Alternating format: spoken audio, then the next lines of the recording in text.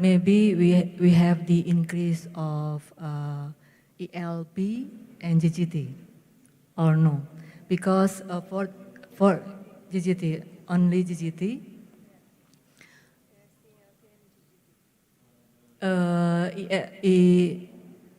ELP and GGT maybe, yeah, because the cholestatic marker for the liver disease is ELP and GGT. Only GGT. So we have to do the other examination to make sure that the disease is liver is obstructive liver.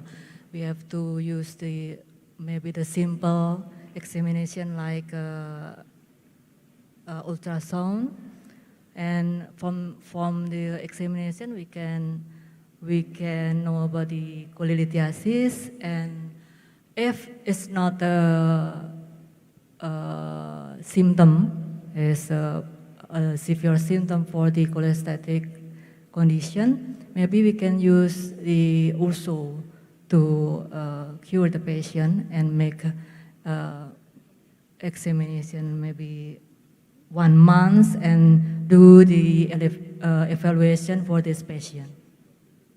Thank you, Dr. Safira. Okay, I want to ask Dr. Safira, what is your opinion about vitamin E in non-alcoholic fatty liver disease at the moment? Okay, thank you, Professor Hanifa. So the role of vitamin E in fatty liver, I think, will be beneficial, because in fatty liver disease there will be oxidative stress, where vitamin E can decrease. It's an antioxidant, same as like if we use glutathione maybe, where we can decrease oxidative stress and hopefully can stop the ongoing process of steatosis, or can decrease with the liver regeneration, I think so. Is there still any question from the audience? Otherwise, we can stop this session, and thank you very much for all your attention, and have a good time in Bali.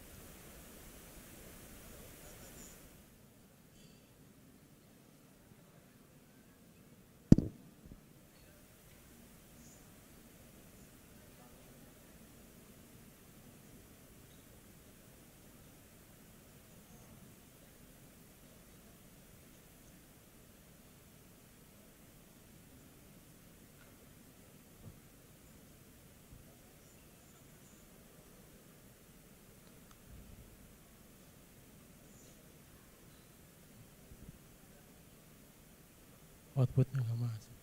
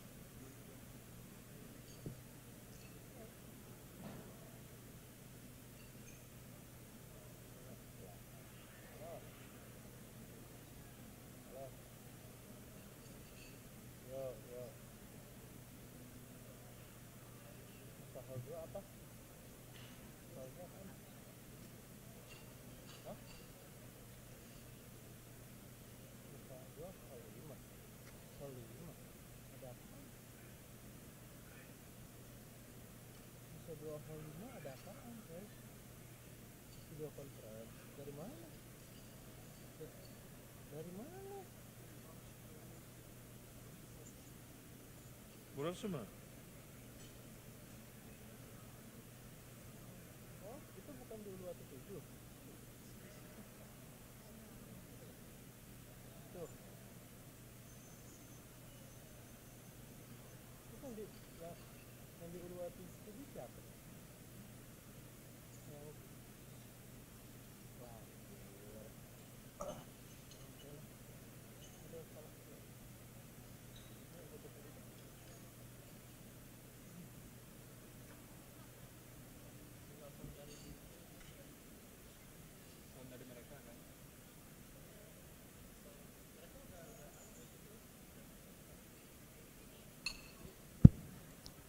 Tes.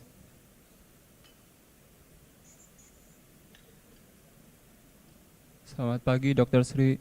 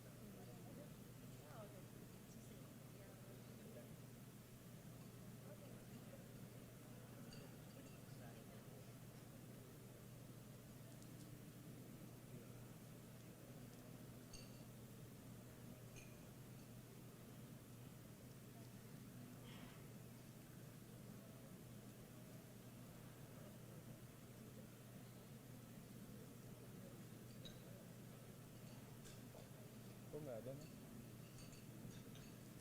Nggak keluar ya? Ini sound dari komputer langsung.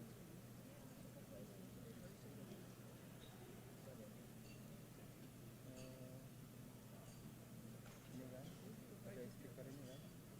Coba. Bener ini? Ya.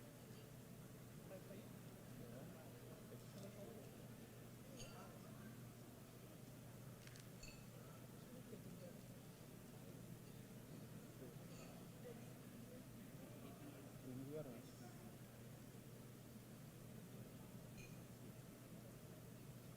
Video Sri. Oh, yang dari Medistra. Live stream. Tinggal soundnya lagi dites dulu output. Kalau videonya udah masuk, tinggal soundnya lagi dicoba dulu. Kemarin kan musik bisa tuh keluar dari video. Harusnya sih. Iya.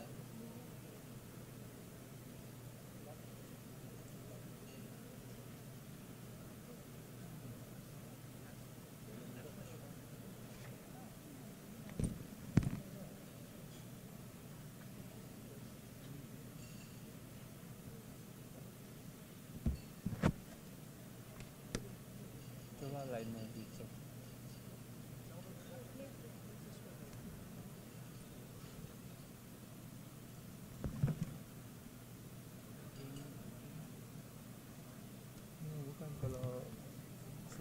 pakai yang hijau.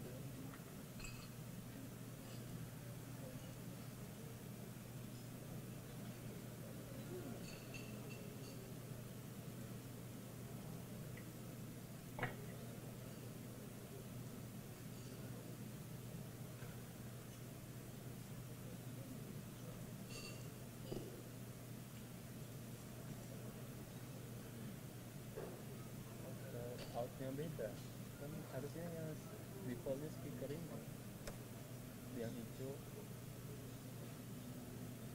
Ada sih nggak keluar, yang dari komputernya nggak keluar. Udah keluar ini kemarin pas musik bisa, itu sekarang nggak bisa.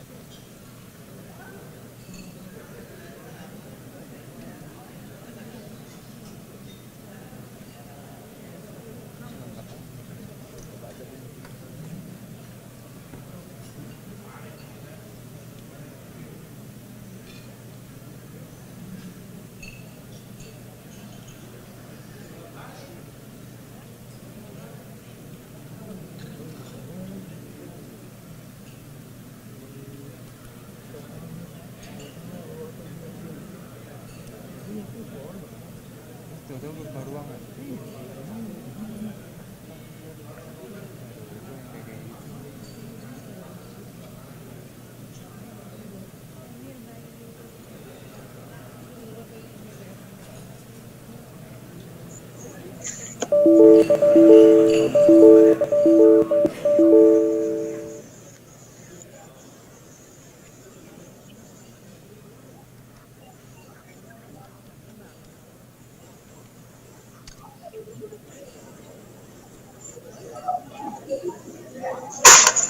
Cek, cek, cek, cek, cek, tes, cek.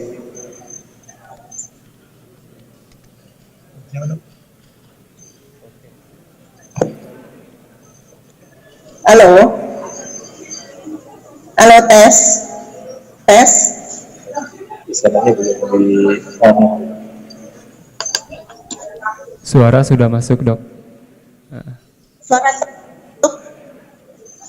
Ya, oke, sudah masuk ke sini.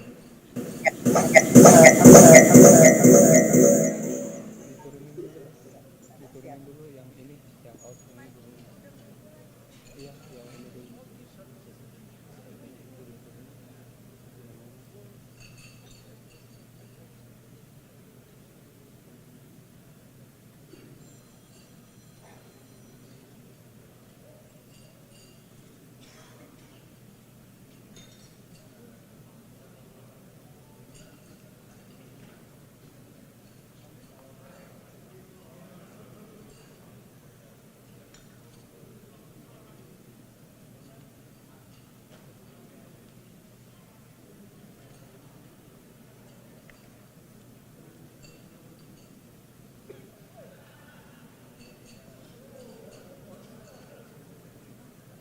Setengah jam pertama ini fokus ke depan ini. Nanti setelah pergantian baru langsung sini. Sampai 10.25 sebagai jadwal. Ini tawar ini. Hah? Ini tawar ini dia. Mas, switch ke itu. No, please start because I'm the first Ke speaker. depan. Ya. Bukan, ke yang depan. Good morning, everybody. It is time to us to start with the special topic of liver fibrosis.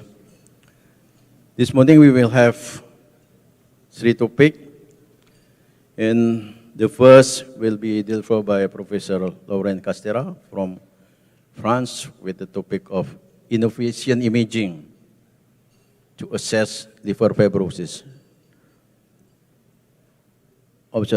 Algorithm approach for diagnosis of F2 and F3 fibrosis using invasive tests. The second speaker will be Dr. Sri Ingriani from Indonesia, but at that time she cannot come to this meeting and will be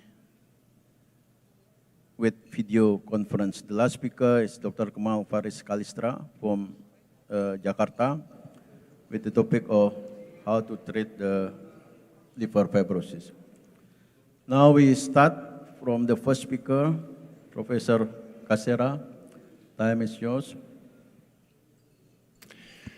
Thank you very much for the kind introduction. Good morning. It's my pleasure to be there, despite all the health hurdle to come to Bali. So within the next 20 minutes, I will deal with algorithm for diagnosing fibrosis using non-invasive tests. And first of all, I would mainly focus on NAFLD because this is now where the field is going.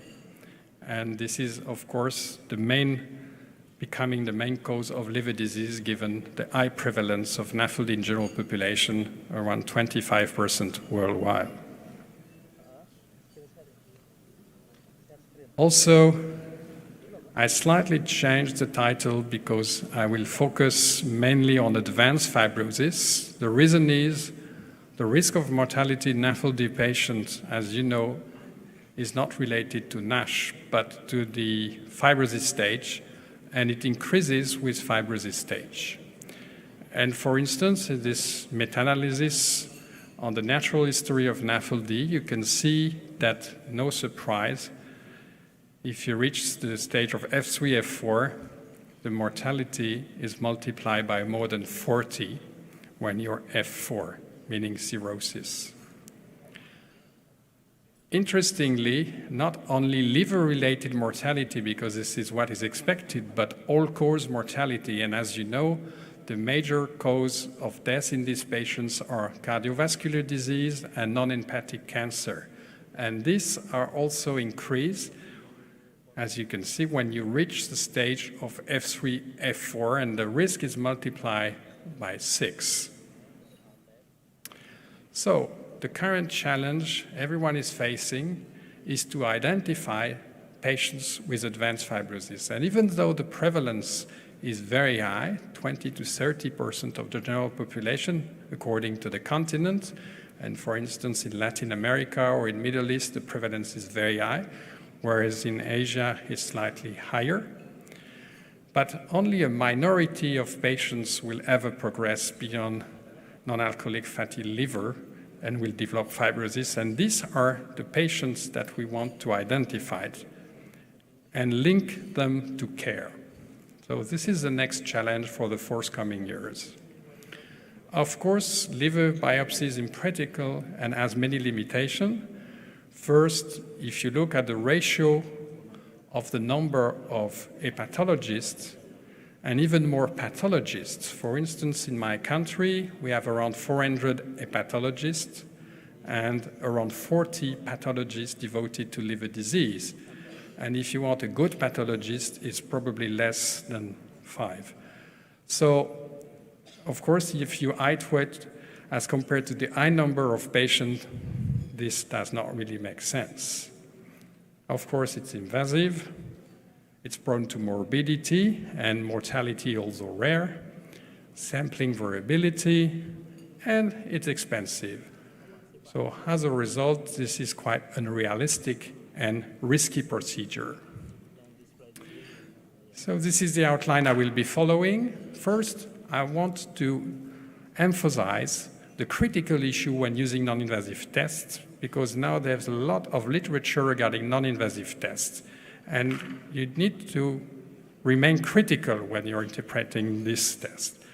Then I will briefly mention what is the current evidence in NAFLD, and then I will move to the algorithmic approaches. So this is the current approach, biological approach based on the measurement of serum biomarker, and physical approach based on the measurement of liver stiffness.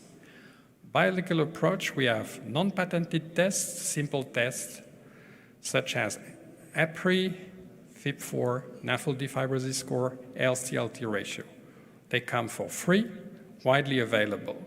Then you have the patented tests, for which the pioneer has been the Fibro test in France, but you have many other tests, including the ELF test, the fibrometer, the EPA score. Now, the physical approach is based on the measurement of liver stiffness, and the pioneer again was so-called VCTE, vibration-controlled transient elastography, better known as FibroScan. But we also have new techniques such as RFE, 2D shear wave elastography, and MR elastography. So these are the critical issues when using non-invasive tests: availability, cost, applicability, and context of use. And probably the most important one is the context of use. So availability and cost, of course, if you are to use FIB4 or APRI, it's very cheap and widely available. Of course, if you are to use MR elastography, this is not widely available, and this is very costly. Applicability also is defined by reliability and the failure rate of the technique. And the two most used tests worldwide, you can see, FibroTest, applicability is very high, 99%. FibroScan is much lower, especially in patients with overweight. Now, with the use of the so-called XL probe, the applicability of FibroScan has been improved, but you can see as compared to other techniques such as MR elastography, applicability is very high. With the use of XL probe is pretty similar, 97%. Context of use. If you are to test patients in primary care, it's not like tertiary care or referral centers. Why context of use is important? These figures show you, according to the prevalence of the disease you're testing, the predictive value, negative predictive value in red, positive predictive value in blue. So if you look at the prevalence of advanced fibrosis according to the target population, of course, in liver clinic where we are working, it's very high, around 20 to 30%. In the diabetes clinic, it's quite high as well, 15 to 20%, but the general population is much lower. You could see less than 5%. So with a prevalence of 30%, if you look at the negative predictive value, is very high. Positive predictive value, of course, is lower. But let's say the prevalence, as in primary health care, is around 5%. You can see that the negative predictive value is still high and even increases, whereas the positive predictive value is very poor.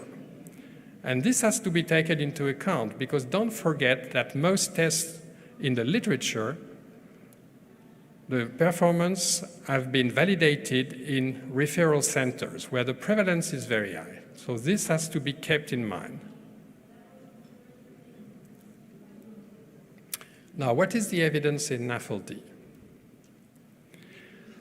So, among the different non-patented tests, FIB4 and NAFLD fibrosis score are the most validated. And if you look, we have a very large meta-analysis with high number of patients. And among these different tests, FIB4 and NFS have the highest OROC as compared to APRI and BART score. What about the patented tests? The ELF test has been recently tested in a head-to-head comparison in the same population with FIB4 and NFS. This is the stellar program from Gilead, 3,000 patients, but look at the prevalence of advanced fibrosis. It's much higher than I mentioned, it's 70%. No surprise, because these patients were screened for a trial. But the performance of health were quite similar as compared to the one of FIB4 and NFS. Widespread applications is probably limited by cost and availability. In many countries, including mine, health is not available unless you have a special platform to perform it, and it's not reimbursed. Now, if we are to use FIB4 and NFS, so basically, as I've shown you, these tests have very high negative predictive value. So for instance, if you're below a cutoff of 1.3, the negative predictive value is above 90%. And these people are at low risk, and this is the majority of the population. They don't need further examination. On the other hand, if you're above 325 or 2, depending on the age, then the positive predictive value is quite high for advanced fibrosis, because as you can see, this is a minority, it's around 10% of the population. The issue is the intermediate population between the two cutoffs, and this is around 30% of the population. And this population, we don't know what to do with it. Is it low risk or high risk? Now, regarding elastography technique, this is a summary of the different techniques that are available in NAFLD. So as you can see, the highest level of evidence is in transient elastography. So this one published last year, but now we are close to 5,000 patients with data on transient elastography. As for the other techniques, such as RFI, 2D shower wave elastography, MR elastography, the level of evidence is quite low. And for MR elastographies, this mainly comes from the US and from 2 centers mainly. So even though it's a promising technique, we have to be cautious because it's not widely available. Another advantage of transient elastography is you can detect steatosis at the same time using the CAP, and this is also the case with MRI using PDFF. The failure rate, as I've shown you, is decreased now to around 3 to 4% using the IXL probe, and it's close to the other technique. The major advantage is that it's a point-of-care technique. You got immediate results in 5 minutes, and for instance, in my outpatient clinic, I use it systematically for screening patients before making any decision. Availability is much wider than the other technique, and of course, it comes with a cost, but as compared to MR elastography, for instance, this is to the advantage of the technique. So this is currently the technique of choice if you are going to use it in your clinic. If you look at the performance, again, we have meta-analysis showing high accuracy with a ROX around 0.88. Now, the issue is the cutoffs, which are the good cutoff. And you know there's a wide range of value. And for instance, if you're below 8 kilopascal, you can see that the negative predictive value for ruling out advanced fibrosis is high, is above 90%. So this is probably a cutoff that can be used. The issue is how can we predict and increase the positive predictive value? Because you see, if we're using the 10 kilopascal cutoff, the one that has been proposed by Baveno for CACLD, the positive predictive value is not very good. It's above 50%. Of course, if you increase the cutoff, you will increase the positive predictive value, but look again, when you're around 14 to 15, the positive predictive value is around 75%. So in other words, you have 25% of patients who are false positive. And this is an issue we're facing in NAFLD that was not the case in viral hepatitis, for instance, in Hep C. Now, before finishing, I would like to deal with algorithmic approach and how can we use them in practice. So what you have to be aware of, this is an American study showing that NAFLD is still an under-recognized disease for most GP. In this study, less than 10% of patients were referred to the specialist. There are several reasons to that. First, these patients are asymptomatic, but this is the case in many other diseases like Hep C, for instance, or Hep B. Another issue, at least for Hep B or Hep C, you have a simple diagnostic marker with PCR, which is not the case with NAFLD. And probably the most important factor is not scientific and not medical, is a lack of awareness of most GP. When I discuss with the GP we're working with, they usually tell me, oh, the kind of patient you describe, I see 3 or 4 per day, but I don't know what to do with them. Should I refer them or not? Because I don't have clear guidelines. So let's go back to the context of use. So in primary health care, as compared to referral centers, the prevalence is very high, but the severity is low. So if we are to use simple serum scores as first line, we have the FIB4 and the NFS. So FIB4 is very simple. It's age, transaminase, platelet counts. Widely available, very cheap. Age might be an issue because if people are above 70, there's a risk of overestimating. Let's look at NAFLD fibrosis score. So similar factors, age, BMI, transaminase, platelets. But on top of that comes diabetes and albumin. Very unlikely that your GP will calculate albumin and they'll have fasting glucose, because this is not what they do for their standard practice, especially for albumin. So, in my opinion, if you have the choice between these two scores, FIB4 is the most suited for primary health care. Now, this is a very interesting study from the group of Vincent Wong performed in Asia. Large number of NAFLD patients, 10 centers in Asia. And what they have been doing is looking at the negative predictive value and the positive predictive value of different tests, FIB4 and NFS. So if the prevalence is high, like in our centers, you can see the PPV is good.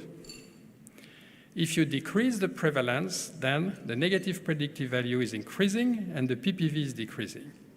But look what happened when the prevalence is below 5%. High negative predictive value, but very poor positive predictive value, 12 to 30%. So you cannot trust this test. So as a result, given the rate of intermediate result and the poor positive predictive value, you need a second test. So a second test that is more specific. So either you can use, like has been proposed in the UK in this recent review, a patented test like ELF, provided it is available in your country, which is not the case in most countries, or you can use an elastography technique. So now the question is, what is the best strategy if you're going to combine this? Is it a paired strategy, or is it a sequential strategy? Blood test, then another blood test, or blood test or elastography? Because you always start with a blood test. Pair combination, we have this data from Italy, large cohorts, but seen in a tertiary referral center. And if you look, so they're using FIB4 and they're using liver stiffness combined. And misclassified, if you're below 1.3 or below 8 kilopascal, you see that number of misclassified patients is very low. So in other words, the negative predictive value, is very high, 97%. But look what happened in case of discordance. You have indeterminate results in more than 50% of cases. As a result, less than 50% of your patients get correctly classified. What about sequential combination? So using, again, the FIB4 as the first approach, and in the indeterminate cases, you're going to use a second approach, as I mentioned before. This has been performed in this Gilead trial.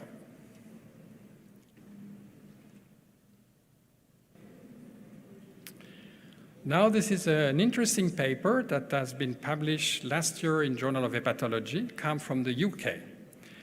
And they're targeting in the general population, it's called the Camden-Islington algorithm. So this is the northern area of London.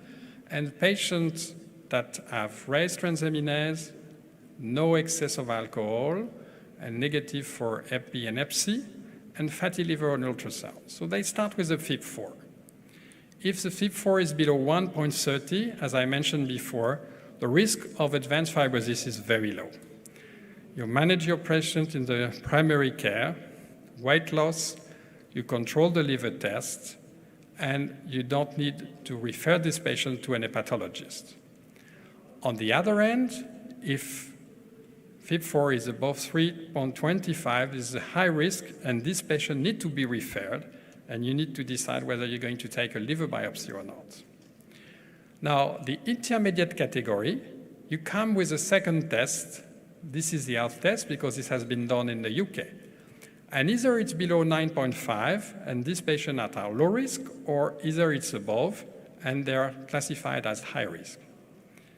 So this is the concept. Now let's look at the results. So it's a large population, 1,452 patients, and as a result, you can see that 70% were below 1.3, but using the health tests, you could rescue another 11% of patients that do not need to be referred to an expert center. And as a result, around 80% of your patient in primary health care could be managed locally without a referral. So this is a strategy that allows you to avoid too many referrals. And they compare to the standard of care.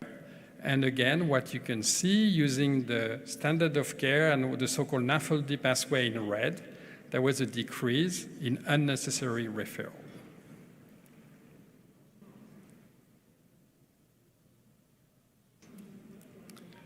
Okay, so how can we use this in clinical practice? And this is an algorithm, so this is not recommendation, this is an expert opinion. This is an algorithm that we designed with my colleague from Germany, Miriam Friedrich-Rist, and my colleague from the US, Rohit Lumba. So when patients are suspecting of NAFLD, they go to the GP or sometimes to the diabetologist. And of course, you need to rule out other cause of liver disease. Alcohol is very important because this is the elephant in the room. And in France, for instance, we have many people with NAFLD that also drink alcohol. Not large amounts, but still they drink alcohol. And this might be an issue. And of course, you test them for Hep B and Hep C. So the first step is to rule out advanced fibrosis, and you're going to use a serum marker. And if it's below 1.3, as I've shown, they are at low risk, and you attempt lifestyle modification, no further assessment. If you're above 1.3, this is intermediate to high risk, and you can see that on this algorithm, there is no intermediate. And I think if you want to go to your GP, you need to come with a very simple message. If you are to use an NFS score, for instance, I think it's very confusing. You say it's below minus 1.455, they're already lost. Albumin is not available. And then if you have two cutoff, they will never apply this algorithm. Whereas if you come with a simple message, FIB4 is below 1.3, you keep the patient. Above, you refer. This is more likely to work, but with the risk of over-referral. Second line is an hepatologist or a gastroenterologist. And then, of course, you need a more specific test, and you're going to use transient elastography because this is the most widely available.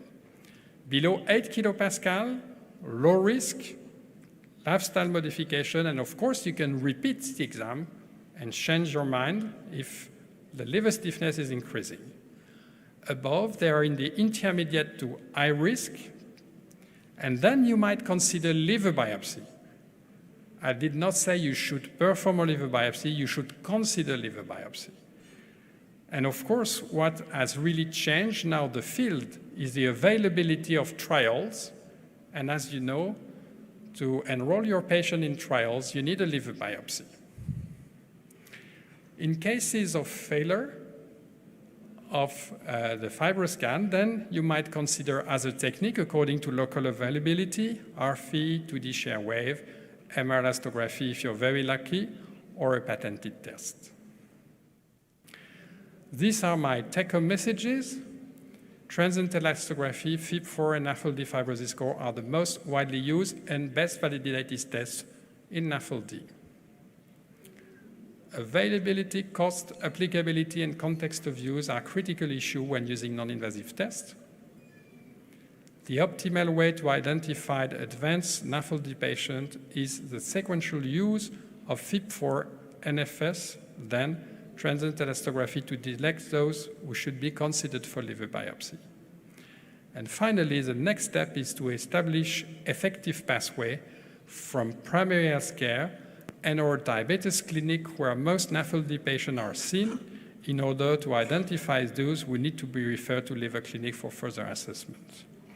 Thank you very much for your attention.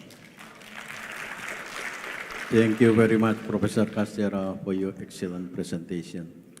Ladies and gentlemen, so we have few minutes for discussion of each of the topic. So please, if there are any question or need some clarification, because we know that Professor Castera is well-known expert in the field of hepatic or liver fibrosis. So it's a good opportunity for us to discuss anything regarding the topic. Please, any question from the audience? Is some microphone? Yeah. Before any question from the audience, maybe I would like to start, Professor Castera. As we know that NAFLD in any country is usually occurs in patient with metabolic syndrome or in diabetic patient. And the most dangerous event in this population is cardiovascular event.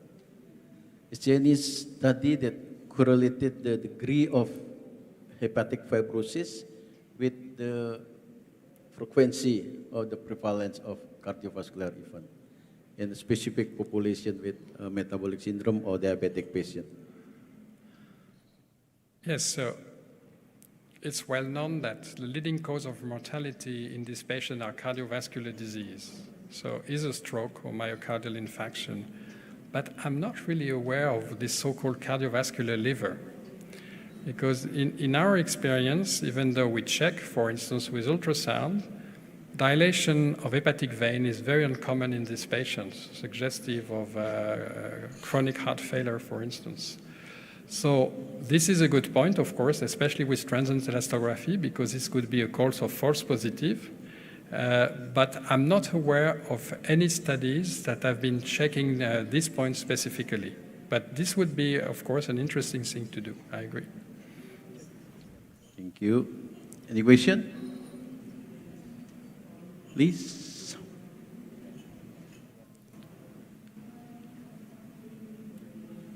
Yeah. We have interested in your algorithm for screening the cases with NAFLD. And for example, in our teaching hospital here in Bali, the central of Denpasar, we have transient elastography and also for FIB4 score, it's easy for us. And the prevalence of diabetes is quite high in our population here. What do you think about using or apply your algorithm in our specific population here? So you're absolutely right. Most of the patients, and at least the most severe one, are in the diabetes clinic. As shown the number, there's around 15 to 20% of patients in the diabetes clinic with advanced fibrosis. So this is really the patients we should target first. The main issue is that, again, the lack of awareness of our diabetologist colleague is a major barrier. And actually, you know, the diabetologists, they have a reputation for educating their patients with insulin and also for screening them systematically for retinopathy, for nephropathy, for cardiovascular disease, for neuropathy. So they check all the organ but the liver. And when you discuss with diabetologists, they usually tell you, oh yes, it's quite common that my patients have abnormal liver tests, but I've never seen a patient with cirrhosis. So they are not really keen and not really aware of liver disease in their patients. And most of them actually do not even perform, at least in Europe, a liver ultrasound. So I think the first step, of course, is to perform liver ultrasound, looking for steatosis and signs of cirrhosis. As you know, it's quite specific, but not very sensitive. And then, of course, the next step is to screen their patients for fibrosis. In this population, you might use the FIB4 because it's widely available and easy to use, but you might even go further and use transient elastography. And we have several papers now. I did not have time to quote them for the sake of time, but one of the proof of concept paper was performed in Hong Kong by the group of Henry Chang and Vincent Wong, where they've been to the diabetologist clinic and screened systematically 2,000 diabetic patients, all comers. And 70% of them had NAFLD, 70%, and around 17 to 18% had advanced fibrosis. Around 100 underwent a liver biopsy, and this was confirmed by liver biopsy. So these were all comers. So I think this is a very important issue, and we need to work on increasing the awareness of our diabetologist colleague regarding the liver and create pathway between the diabetology clinic and the liver clinic to screen their patient. But as a pathologist, I think we have a responsibility, because when I discuss with my diabetologist colleagues, you know what they say? Oh, I sent this patient to the hepatologist. He did not perform a liver biopsy, and he told the patient that he should lose weight. Of course, if you tell that to your diabetologist, he will never send another patient to you. So we need to be ready to perform liver biopsy, and also I think as a leverage, with now the ongoing therapeutical trial, this is very important. And the best way to convince your diabetologist, at least in my experience, is to show him, patients he has been following up for 20 years. You screen them with the transient elastography, you perform a liver biopsy, and in the end, they have cirrhosis. And then they change their mind. They say, oh, you're right, this is not a fake disease, this is a real disease. They have cirrhosis. And this will be to the benefit, of course, of the patients, because then you will start a follow-up for portal hypertension, for HCC, and you also might treat them in a trial. So I think this is the way to go, and thank you for asking this question. Thank you, Prof. Castera. So because time is up for this first topic, now we will move to the second topic. Thank you, Prof. Castera. Big applause.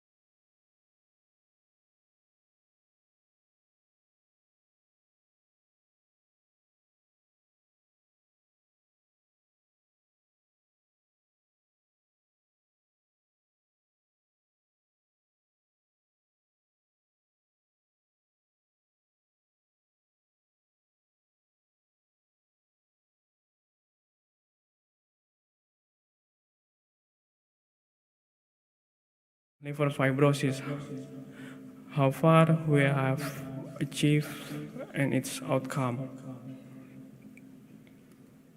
This is my disclosure. So this is my outline for today. We start with introduction, pathophysiology of liver fibrosis, and recent liver fibrosis therapy update and its outcome. We start with introduction. So the fibrosis is the replacement of liver tissue with a collagenous scar as a result of repetitive liver insult, such as hepatitis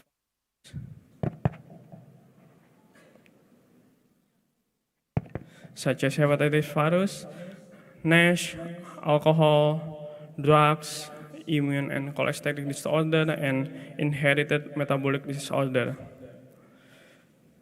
This is the magnitude of chronic liver disease.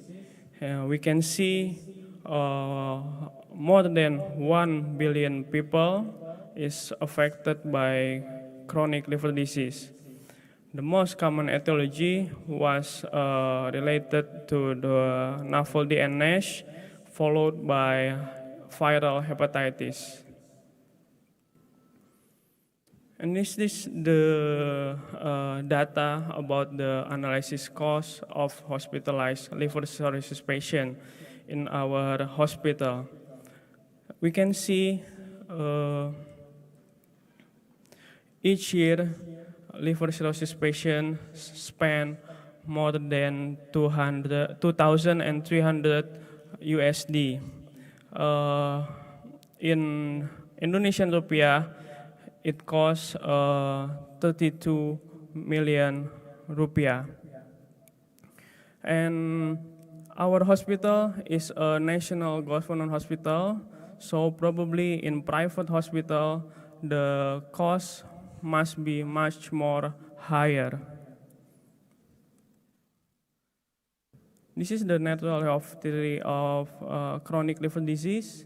Jadi, so underlying chronic liver disease such as alcoholic, non-alcoholic, viral hepatitis can lead to necroinflammation. Necroinflammation progress can lead to fibrosis, and fibrosis progress can lead to cirrhosis, decompensation of cirrhosis, HCC, and death.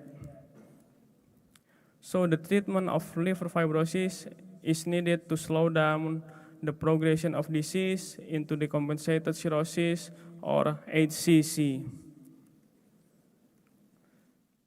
This is the mechanism of liver fibrogenesis. So the underlying liver disease can cause hepatocyte damage. Hepatocyte damage can cause the activation of the Kupffer cell and leukocyte recruitment. And after that, chemokines and cytokines was released and caused the activation of quiescent hepatic stellate cell to the activated hepatic stellate cell. Not only hepatic stellate cell, but the other cells in the liver also activated, such as endothelial cell, epithelial cell, bone marrow fibrocyte also activated. And then there is formation of the myofibroblasts and deposition of collagen, and then fibrosis occur. And this is the difference between the normal liver and fibrosis liver. There is a collagen deposition in the liver parenchyma, and there is a loss of hepatic sinusoid endothelial fenestra and change and or distortion to normal hepatocyte architecture. So we proceed to the fibrosis therapy update. This is the management of fibrosis. In the injury phase, we can eliminating the stimulus. And in the inflammation state, we can suppress hepatic inflammation And in fibrogenesis phase, we can interfering the activation of stellata cell and promoting the deterioration of extracellular matrix. This is the proven therapy for fibrosis regression. For HBV, we can use nucleoside analog.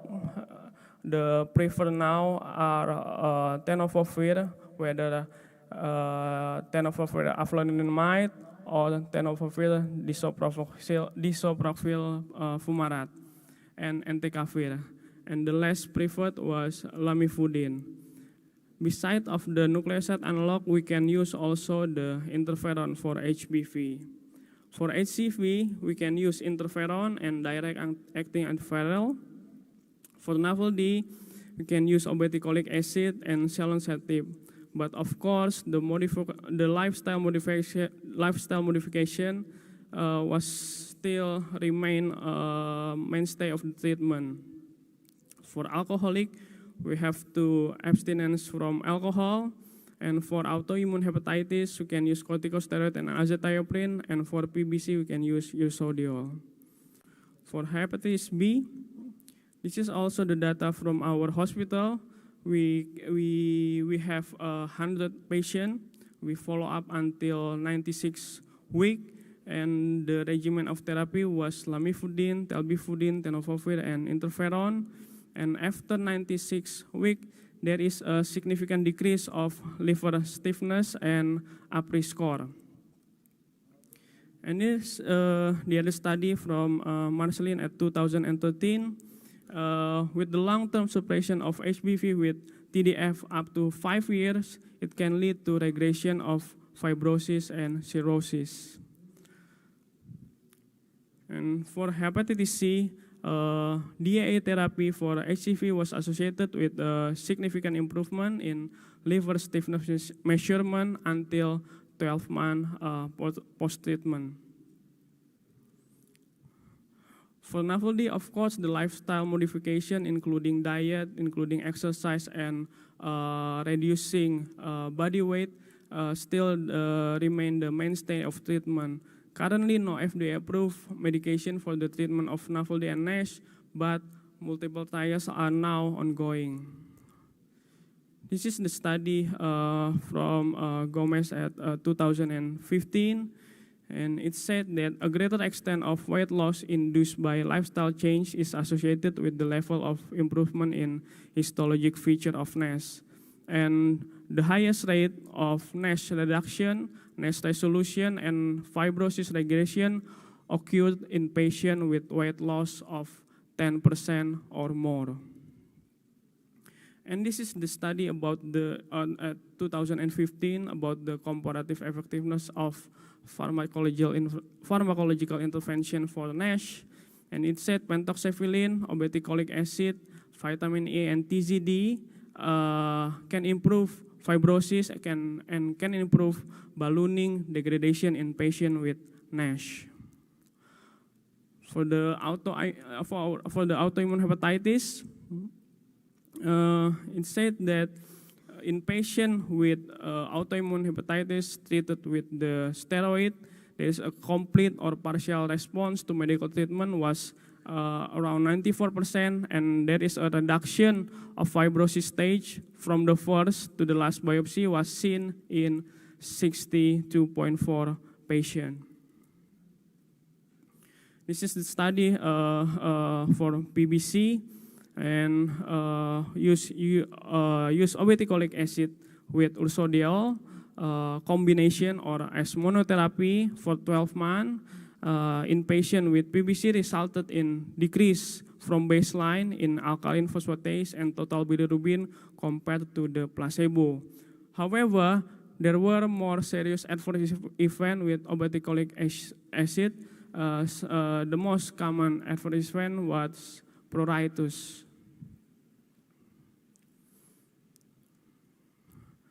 Regarding the activation of hepatic stellata cell, we have two strategies. The first one is to promote the inactivation of hepatic stellata cell with the use of PPAR gamma. It says that PPAR gamma can maintain and re-establish the quiescent phenotype of hepatic stellata cell. And we can inhibit the activation of hepatic stellata cell with fresolimumab. It is the human anti-TGF beta 1. It is antibody monoclonal and is still ongoing phase 2. But in mice, TGF beta through the ALK5 inhibitor can inhibit the transcription and deposition of extracellular matrix and improve the deterioration of the liver. This is the phenotypic pathway of hepatic stellata cell. From quiescent hepatic stellata cell to activated hepatic stellata cell, there is a study, pentaxin 2, obeticholic acid, and PPAR gamma agonist can inhibit the activation of hepatic stellata cell. And then activated hepatic cell to myofibroblast formation. There is a study that said that TGF beta inhibitor can inhibit the activated hepatic stellata cell to myofibroblast. And proliferation of myofibroblast can also inhibited by NOX inhibitor, and collagen deposition can inhibit by LOX-L2 inhibitor. And also we can promote the apoptosis of myofibroblast and the inactivation of myofibroblast by PPAR gamma agonist. And it's the study, the inhibitor of receptor tyrosine kinase, sorafenib and sunitinib can improve experimental hepatic fibrosis, inflammation, and angiogenesis. Dual NOX1 and NOX4 inhibitor can attenuate ROS production, inhibit activation of hepatic stellata cell and liver fibrosis in animal model. And monoclonal anti-TIMP1 antibody partially reverse establish CCI4 induced fibrosis, so it can promote the apoptosis of activated hepatic stellata cell. And monoclonal antibody can inhibit LOX-L2, so it can inhibit the deposition of type 1 collagen. So this all proposed inhibit mechanism can inhibit the fibrosis formation. What about the stem cell therapy? As we know, the stem cell therapy can inhibit the hepatocyte injury, hepatocyte inflammation, and can inhibit the activation of hepatic stellata cell. And stem cell therapy can also reduce the inflammation, promotion fibrinolysis, promotes healing, and promotes regeneration of the hepatocyte. This is the study for the stem cell therapy for the liver fibrosis. And this is the study from South Korea in 2017. They study with the patient with the compensated liver cirrhosis, follow up for 6 months, and after 6 months, there is an improvement of liver function tests, especially albumin and bilirubin, as well as improvement of the child-pugh score. And also they measured the liver volume by MRI, and also there is an increase liver volume by MRI after 6 months autologous bone marrow cell infusion. And then they also measured the collagen deposition between baseline and 6 months after therapy. And also there is a decrease of collagen deposition in the liver between baseline and 6 months. So this is my conclusion. Common cause of liver fibrosis are chronic viral infection, harmful alcohol consumption, and novelty. Treating underlying chronic liver diseases is the main therapy for liver fibrosis. New therapeutic approaches are being studied with potential to prevent, to stop, or to reverse the progression of liver fibrosis. The focus of new therapeutic approach is specific anti-fibrotic treatment. Thank you very much. Thank you, Dr. Kamal Farista Kalista, for the excellent presentation. Ladies and gentlemen, now time for discussion. I hope a lot of questions because we still have a lot of available time for discussion. Please. Any question from the audience? Yeah, maybe I will initiate for just practical question for Dr. Kemal. In case of decompensated cirrhosis that caused by Hep C, while we have a DAA right now and the successful rate of viral eradication is high. So how about the result in fibrosis regeneration after we achieve eradication of the virus itself? Do we need any long-term follow-up until we can prove that fibrosis is also reversible? Yeah. For the long-term follow-up, as we know from the all guideline from the EASL, from the ISLD, long-term follow-up is needed for a patient is already with severe fibrosis or already in the liver cirrhosis. So for the long-term follow-up, I think it's not necessary for in patient with only mild fibrosis or just in only chronic hepatitis. But in several studies, there is a proof that there is an improvement of the fibrosis lesion in hepatitis C patient after finishing the DAA treatment.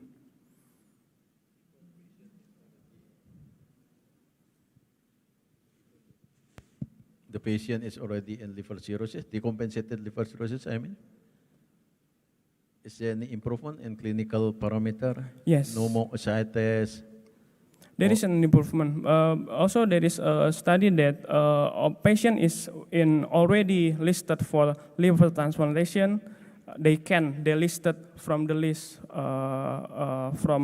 of liver transplantation. Thank you. Any more question from the audience? Yeah, please.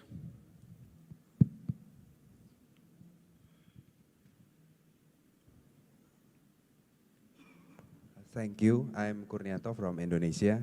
Dr. Kemal, I would like to ask you, the stage of fibrosis, as you mentioned, there are 3 stages, activation and then inflammation and advanced fibrosis. Each phase has a different intervention. In clinical practice, how can we evaluate each inflammation since it's a histological stage? I mean, there are a lot of drugs interferes each phase, and how can we put the right drugs in the right phase of fibrosis? Thank you. Okay, thank you, Dr. Kuni. For the treatment of liver fibrosis, the mainstay of the treatment was to treat the underlying causes. So if it is viral hepatitis, we have to give the antiviral. For NAFLD, the main treatment is lifestyle modification. For alcoholic, we have to stop the alcohol and so on. For determine whether this patient is in injury phase, in repetition phase, or the fibrosis phase, it's quite difficult. But from the previous lecture from Professor Castera, we can determine the patient in what kind of state. But for the treatment, the mainstay therapy is to treat the underlying disease, and it's not such a ways is we don't treat the underlying disease just but to give the other drugs to regress the fibrosis.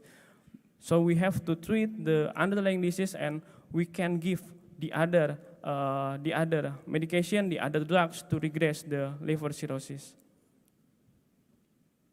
Thank you.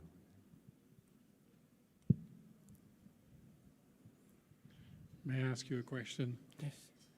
You have shown in your presentation there was a significant decrease in liver stiffness and in APRI score in treated patients with DAA in hepatitis C.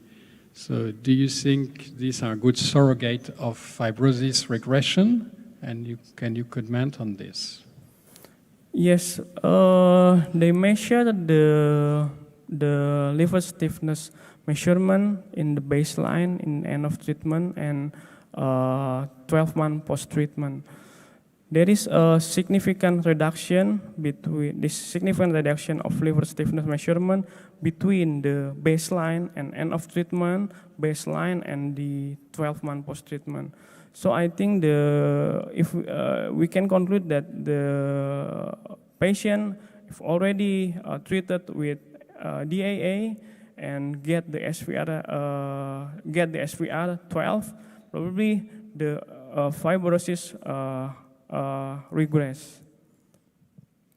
But as you know, APRI is based on transaminase, and this is a short follow-up. So I would be very cautious because inflammations play an important role in the decrease of transaminase and liver stiffness. Yeah, but also they confirm with the liver stiffness measurement also with the tension elastography, and there is a significant reduction of the liver stiffness measurement by tension elastography in this patient. So my next question is, in patients with HCV cirrhosis who are cured with DAA, with now the majority of patients, if you see a decrease in liver stiffness over time, do you think we should stop monitoring these patients for HCC and portal hypertension? Sorry? Do you think we should stop the follow-up of HCV cirrhotic patients who are cured if the liver stiffness is decreasing? The baseline patient is already on the significant fibrosis or liver cirrhosis. Even though after the treatment they can achieve fibrosis regression, I think we should follow up the patient, still follow up the patient. I think this is a very important message to the audience, that liver stiffness is currently not a good surrogate of fibrosis regression. We need more data, especially with spare liver biopsy, and you should not stop the follow-up of your patient with cirrhosis. And same in Hep B, because I can tell you I have many patients with biopsy-proven cirrhosis, undetectable HBV DNA under nuke, and the liver stiffness is between 6 and 8 kilopascal, and they should still be monitored. This is a very important message. So it's not a good surrogate, and don't be misled by the decrease of liver stiffness value over time. Yeah. Last question, maybe, please. Thank you for your honorable presence. What is the role of the vitamin D in fibrotic patients? Sorry, the role of? What is the role of the vitamin D in fibrotic patients? Vitamin E. Vitamin D. D, not E, D. Vitamin D. Okay. In vitamin D, and we know that sometimes in liver cirrhosis patient, there is a deficiency of vitamin D, and as I know, in EASL guideline, if we found the patient with cirrhosis, we also have to measure the vitamin D, because it's also because if the patient is in vitamin D deficiency, it can lead to more progress. So if there is a patient with cirrhosis, especially with vitamin D, we have to correct it also with vitamin D supplement. Okay, thank you very much to the speakers. It's now time to close the session, and thank you very much also to the audience and for asking questions.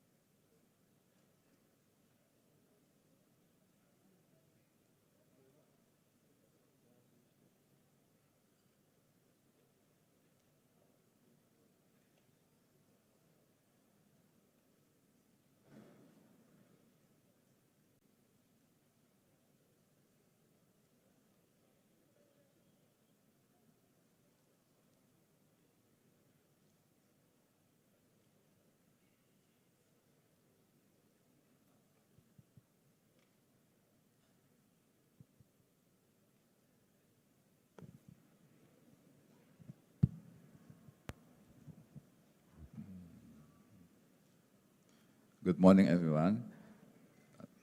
We will continue with our program.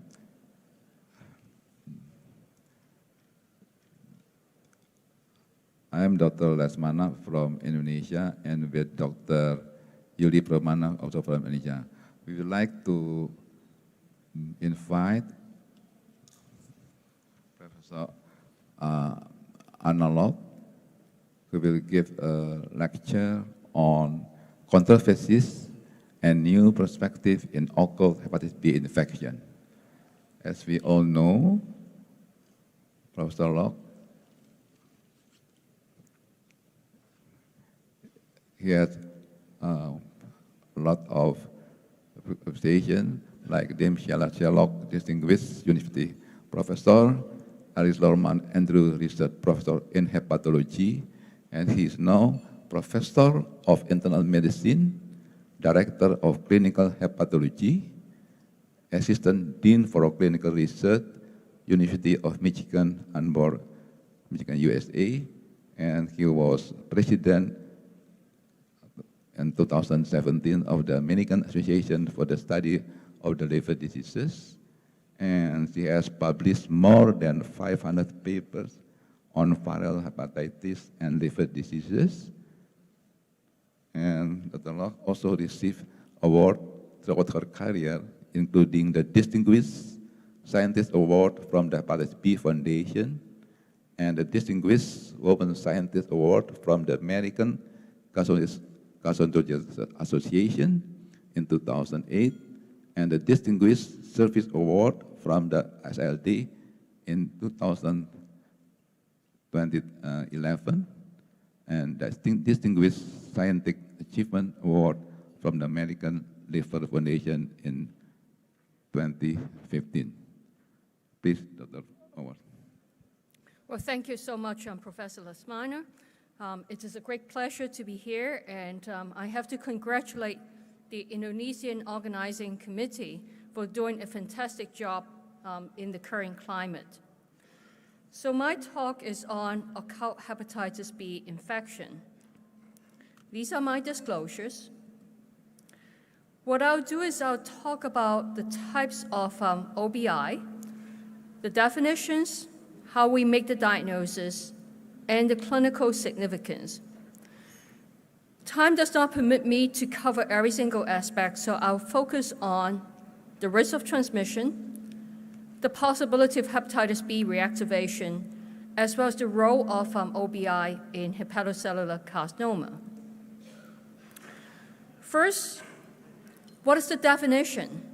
Generally speaking, occult hepatitis B infection, or OBI, is defined as the presence of hepatitis B virus DNA in either the blood or the liver of people who are HBs antigen negative. And there are two different types of OBI. The seropositive ones, which are more common. These are patients who are surface antigen negative but nonetheless are core antibody positive, with or without the presence of surface antibody.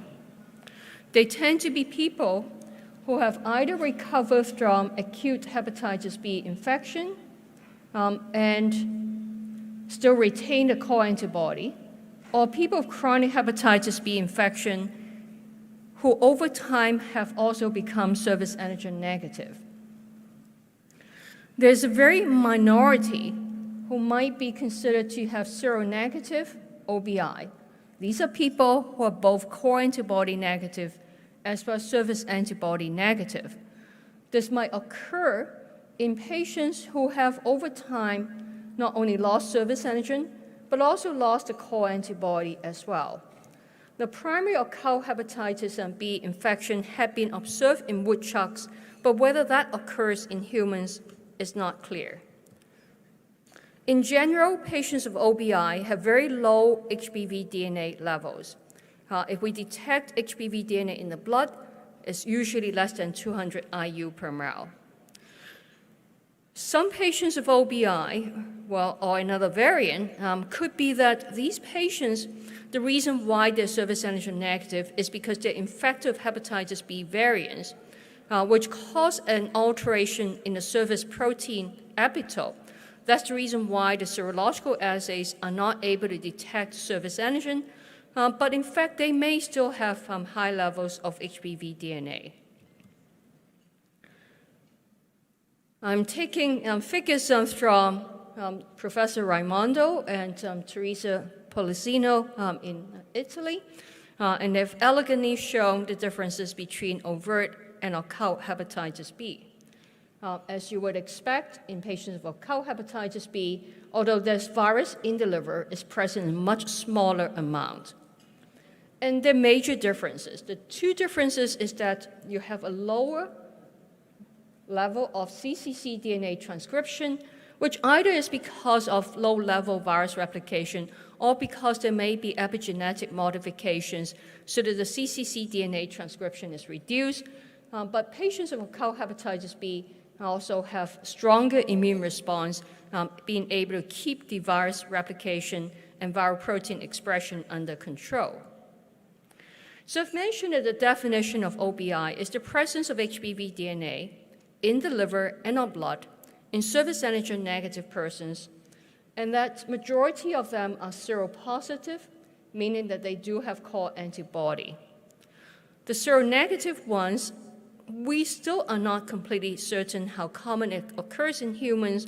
In a woodchuck model, it appears that this occurs in a setting of infection with very low inoculum woodchuck hepatitis virus. Now, one of the caveats in discussing OBI is, well, we said that we need to find HBV DNA in the liver. What we're referring to is the finding of episomal HBV DNA, not integrated HBV DNA, because the integrated HBV DNA is not fully replicative, and its presence alone does not define OBI. A key diagnosis is the detection of HBV DNA. But because HBV DNA tends to be present in very low amounts in OBI, you need to make sure that the assay is sensitive enough, because if the assay is not sensitive, you're not going to find it. But you also need to make sure that the assay is specific, because if it's not specific, you might have a lot of false positive, in which case it's not correct.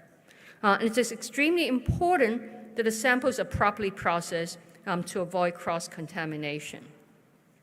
Well, how do we make the diagnosis? Well, at first, we need to make sure that surface antigen is negative. That means that you need to have a good surface antigen serological assay with high sensitivity, and that you're able to detect the common S variants, because there may be S variants that might escape detection using serological assays that rely largely on monoclonal antibody detection. As I've mentioned, you also need to have good HBV DNA detection methods. For liver, you need to make sure that the samples are properly handled, processed, so that there's no cross-contamination. And the size of the liver tissue is also important, because the virus may not necessarily be present uniformly throughout the liver, and so there could be issues with sampling variability. You need to make sure that the assay is sensitive, and that it is specific. So in general, we would like to make sure that the HBV DNA is present using multiple PCR reactions, trying to detect HBV DNA in different regions of the HBV genome. And ideally, we want to be able to differentiate between cccDNA as well as from integrated HBV DNA. Similarly, if we try to detect HBV DNA in the blood, we need to make sure that the assay is sensitive. But because of the low level of HBV DNA in the blood, you may find that in OBI patients, the HBV DNA is intermittently detected. So whether you actually look at a single sample or whether you look at longitudinal samples can make a difference. I've mentioned a majority of patients with OBI actually have presence of core antibody. And it is certainly a much more widely available method. But the detection of core antibody alone does not meet the definition of OBI, which is dependent on the detection of HBV DNA. So let me come back to discuss some of these issues. I've mentioned that the sensitivity of HBs antigen assay is important. We're all used to more commercially available assays, such as the Roche assay, the Abbott assay. And these have a lower limit of detection of 0.05 IU per ml. But there are now assays that are more sensitive, with detection limit of 0.005. So this is 10-fold more sensitive. We also have assays in which you use multiple monoclonal antibody for capture, but assays with also one monoclonal antibody. So if you use only one monoclonal antibody, the chance that you miss detection of S variant becomes higher, whereas if you use multiple monoclonal antibodies, the chance of detecting common variants become much reduced. So why is it important to have more sensitive S antigen assay? These data are from a study looking at patients who were thought to have spontaneous S antigen clearance or treatment-associated S antigen clearance, comparing two assays, the Abbott assay and the more sensitive Lumipulse assay, which has a sensitivity 10-fold better. What you can see is that in both groups of patients, there comes a point when the surface antigen is considered to be negative by the Abbott assay, but remain detectable using the Lumipulse assay. And this is also the case here. So when we say that OBI patients are HBs antigen negative, well, it depends on which assay, because they may be negative with one assay, but actually positive with another assay. So why is it that these patients are HBs antigen negative, even though they still have HBV DNA in the blood?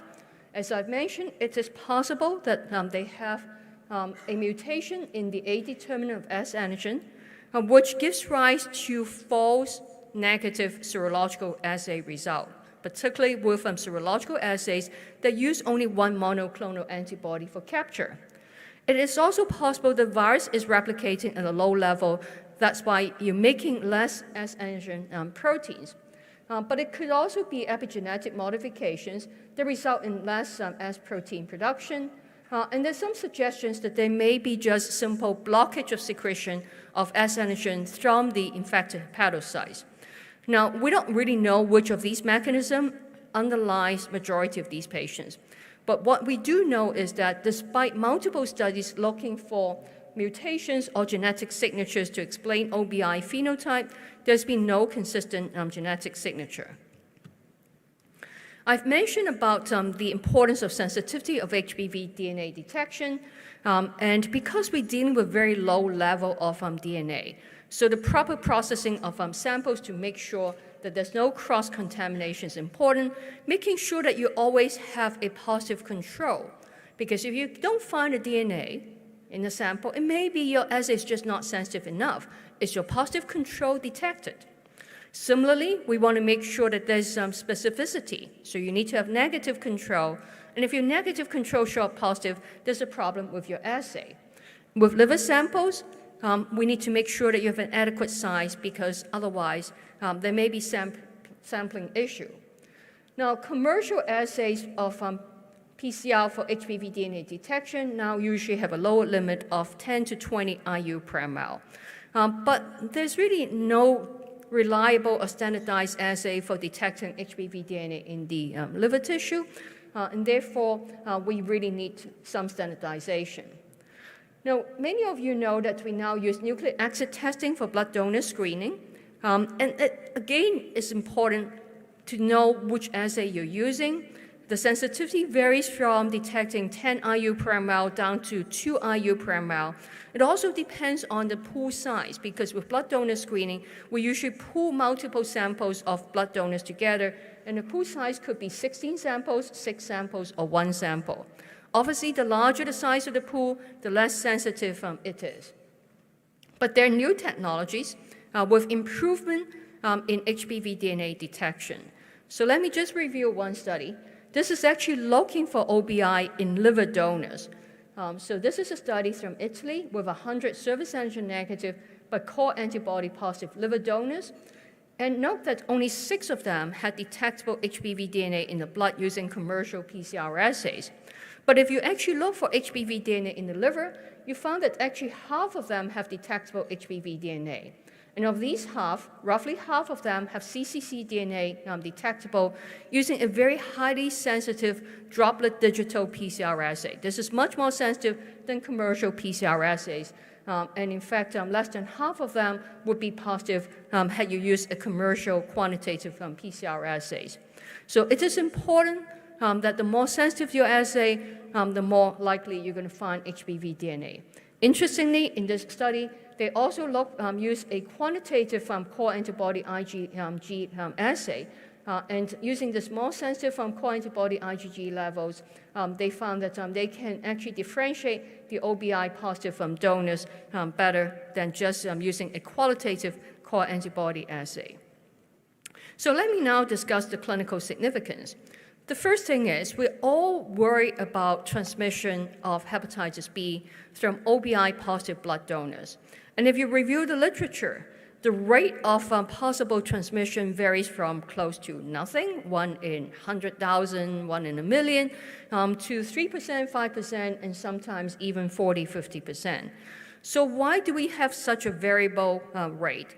This is because of differences in case definition as well as screening methods. Well, how do we screen blood donors?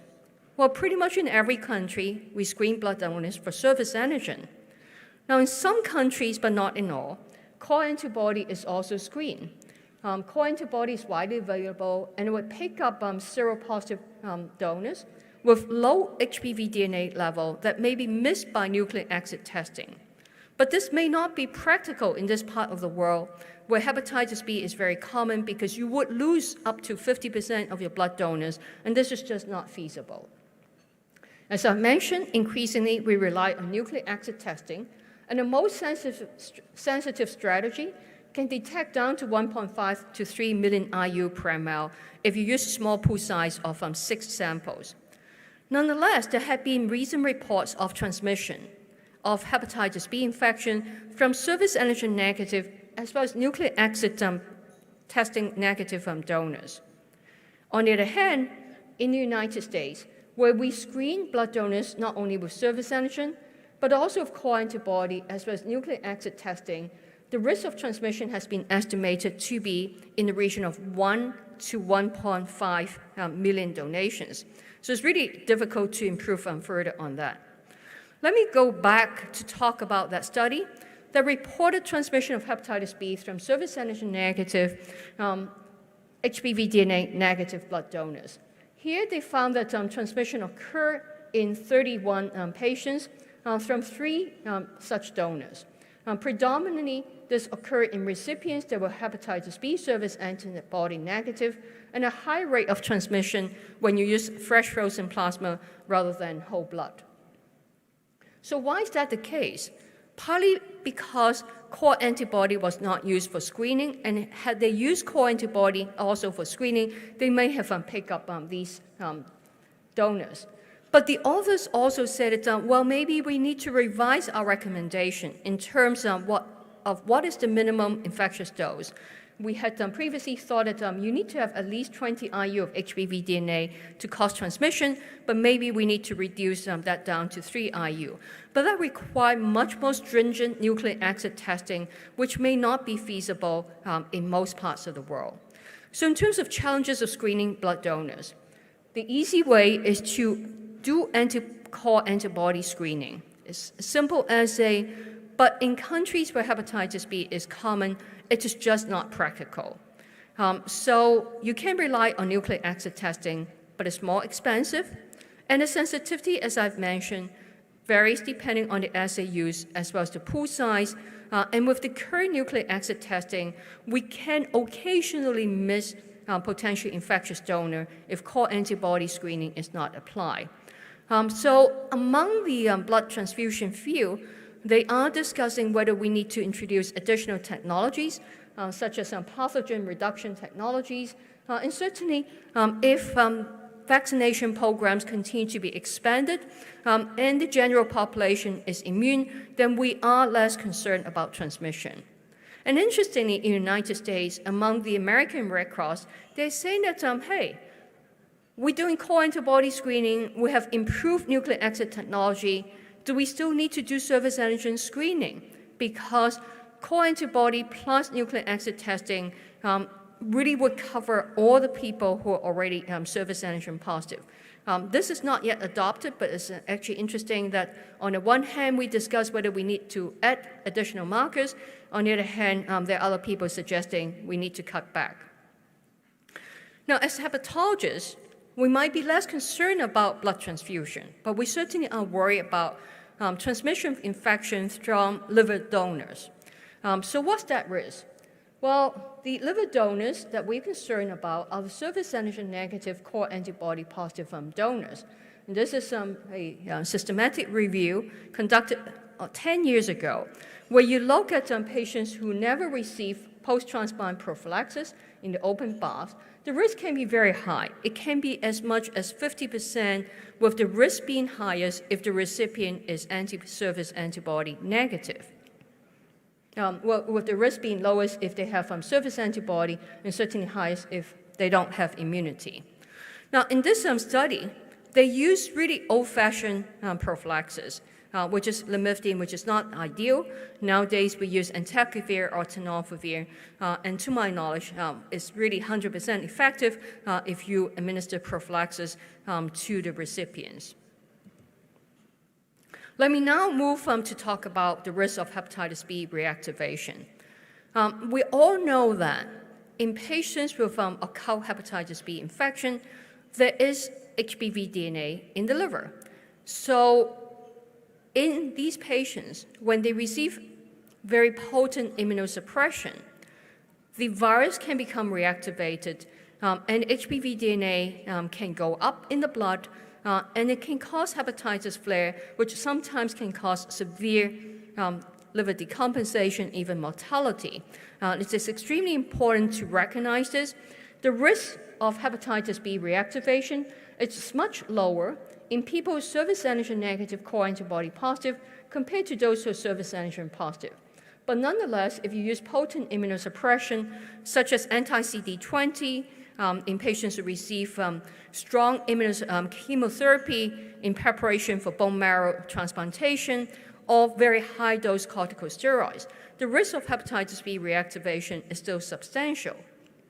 Now, can we risk stratify further? Well, we can risk stratify not only based on the type of immunosuppressive therapy that these patients will be receiving, but also on whether we can detect HBV DNA in the blood. So this is a systematic review looking at surface antigen negative core antibody positive patients who are receiving immunosuppressive therapy. Now, if they have undetectable HBV DNA in the gray bar, the risk of reactivation is much lower, except when they receive very potent immunosuppressive therapy, rituximab. There, the risk is very high. Even if you don't have detectable HBV DNA in the blood, there is still a risk of reactivation. I have to caution, though, that for all patients who call antibody positive, we have to regard them as being a risk of HBV reactivation, even if HBV DNA is not detectable in the blood, because in fact, very few of them will have detectable HBV DNA in the blood. So every one of them will be at risk if they receive potent immunosuppressive therapy. Now, the other question that people raise is, does the presence of surface antibody protect them? Well, in this case, to some degree, yes. Because in the surface antigen negative core antibody positive patients, if they also have surface antibody, the risk of reactivation is lower, but it's not zero. So it reduces your risk, but not completely eliminate that risk. In fact, in bone marrow transplant patients, as well as in kidney transplant patients, people have observed a progressive decline in surface antibody titer as these patients become immunosuppressed, such that they may start off being surface antibody positive, but 3 months later become surface antibody negative. So reduces the risk, but not eliminate that risk. Well, finally, as hepatologists, we're all concerned as to whether occult hepatitis B play a role in increasing the risk of HCC in your hep C patients, as well as in patients with liver disease due to other causes. Here, there's really no consensus. Now, this is a list of multiple studies summarized a couple of years ago, and what you can see is that if you use the presence of core antibody as a marker of occult hepatitis B, These are mostly case control study, comparing whether the core antibody positive patients with hepatitis C are more likely to have HCC compared to the core negative patients. You find some studies showing a significant p-value and others do not. Well, but you say core antibody positive alone is not a good marker for OBI. Well, what if you look at studies where HBV DNA in the serum or blood is used for diagnosis of OBI? Again, some studies show a significant relationship and others do not. So why is that the case? Well, someone attempted to do a meta-analysis, but because of the quality of the studies, majority of these studies do not lend themselves to meta-analysis, so the authors were only able to include 4 studies, and here they found a significant association. But when they kick out majority of the studies, you don't really know what it really means. Well, what if we look at studies where the patients are followed longitudinally instead of just doing case control studies? Unfortunately, in these studies, people only use core antibody as a mark of OBI. So this is a study from Taiwan where they follow 250 patients over 10-year follow-up, and they found that among those who are HCV RNA positive, whether they have OBI or not, the risk of cancer during a 10-year follow-up is no different. Similarly, in the review cohort study, which was largely designed to study hepatitis B, when they look at HCC in patients who are surface antigen negative, core antibody positive, with or without hepatitis C, again, they found that there was no difference. And these are longitudinal follow-up studies. And similarly, in Italy, where they follow hep C patients with or without core antibody, over a long period of time, the risk of HCC is not increased. But again, these studies use core antibody as a marker for OBI and not use HBV DNA. So what are the take-home messages? Occult hepatitis B infection is a common condition, but a true prevalence is unclear because of differences in definition, sensitivity and specificity of the methods used for diagnosis. It also depends on the prevalence of overt hepatitis B in that country and the patient population that we study. What we do know is that OBI can be transmitted. It may, I put it in gray, increase the risk of HCC, and we do not need to give antiviral treatment to patients with OBI, but prophylactic antiviral may be indicated for patients receiving potent immunosuppressive therapy, such as anti-CD20. And there was a conference in 2018 updating what we know about OBI, and these were the recommendations, that we should adopt standardized methods of reporting for studies of OBI and develop more sensitive and standardized assays for detection of surface antigen in the blood, as well as HBV DNA in the blood and the liver. We need to do a better job in defining the risk of transmission of hepatitis B from OBI, blood, tissue, and organ donors, and do a better job in defining the role of OBI in HCC and progression to cirrhosis, and harmonize the international guidelines on recommendations for preventing hepatitis B reactivation in persons of OBI. I know that Professor Raimondo would like to have an update of the OBI conference in 10 years, so that will be 2028, and we look forward to knowing whether we make progress by that time. Thank you very much for your attention. Thank you very much, Professor Anna, for your interesting presentation. Thank you.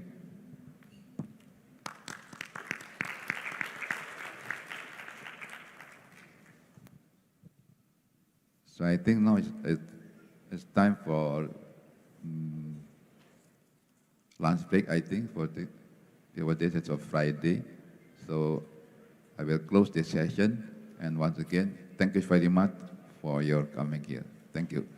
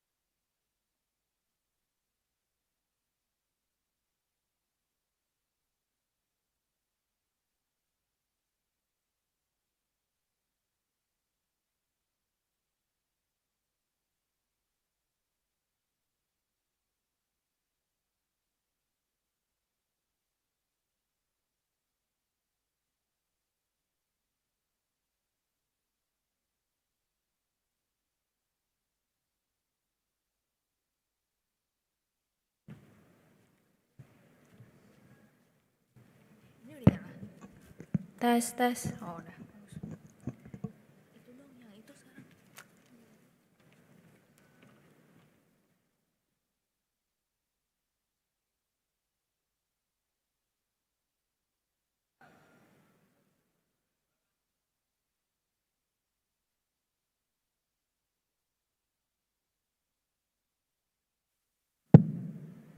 Tes, tes. Cik.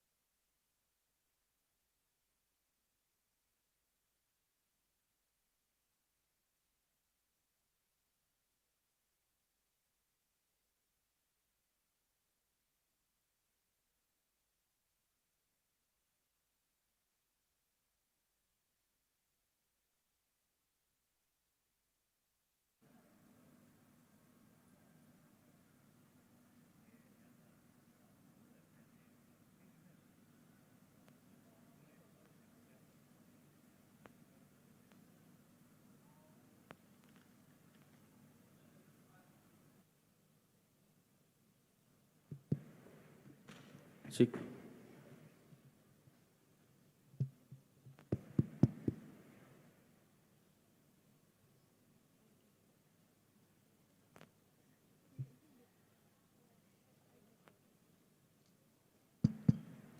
Cik, cik.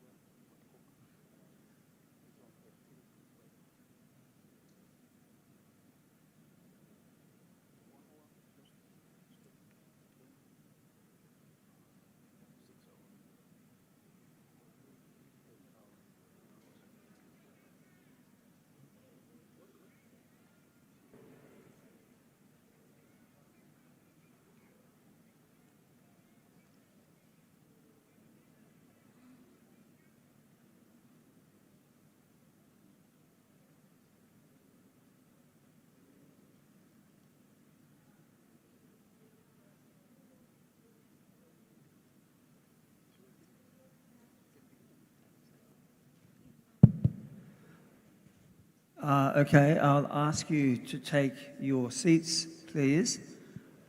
You're at symposium number 11, General Hepatology Update Symposium. And your chairs to today are myself, Edward Kane from New Zealand, and my co-chair is Professor Igor Marlov from Russia. We have three very important updates on viral hepatitis, and I'm delighted to invite to the podium for the first speech Ihsan Hassan to give a talk on acute hepatitis A infection, outbreak and impact of vaccination.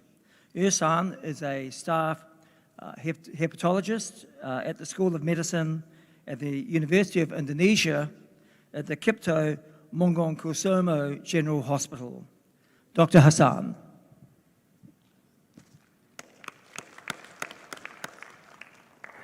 Thank you, Professor Gain and Professor Malov. Good afternoon, everybody. My topic is acute hepatitis A infection, outbreaks and impact of vaccination. I will divide my presentation into three parts. First part, hepatitis A virus infection, and the second part, hepatitis A outbreaks, and the last part, hepatitis A vaccination. Let us start with the first part, hepatitis A virus infection.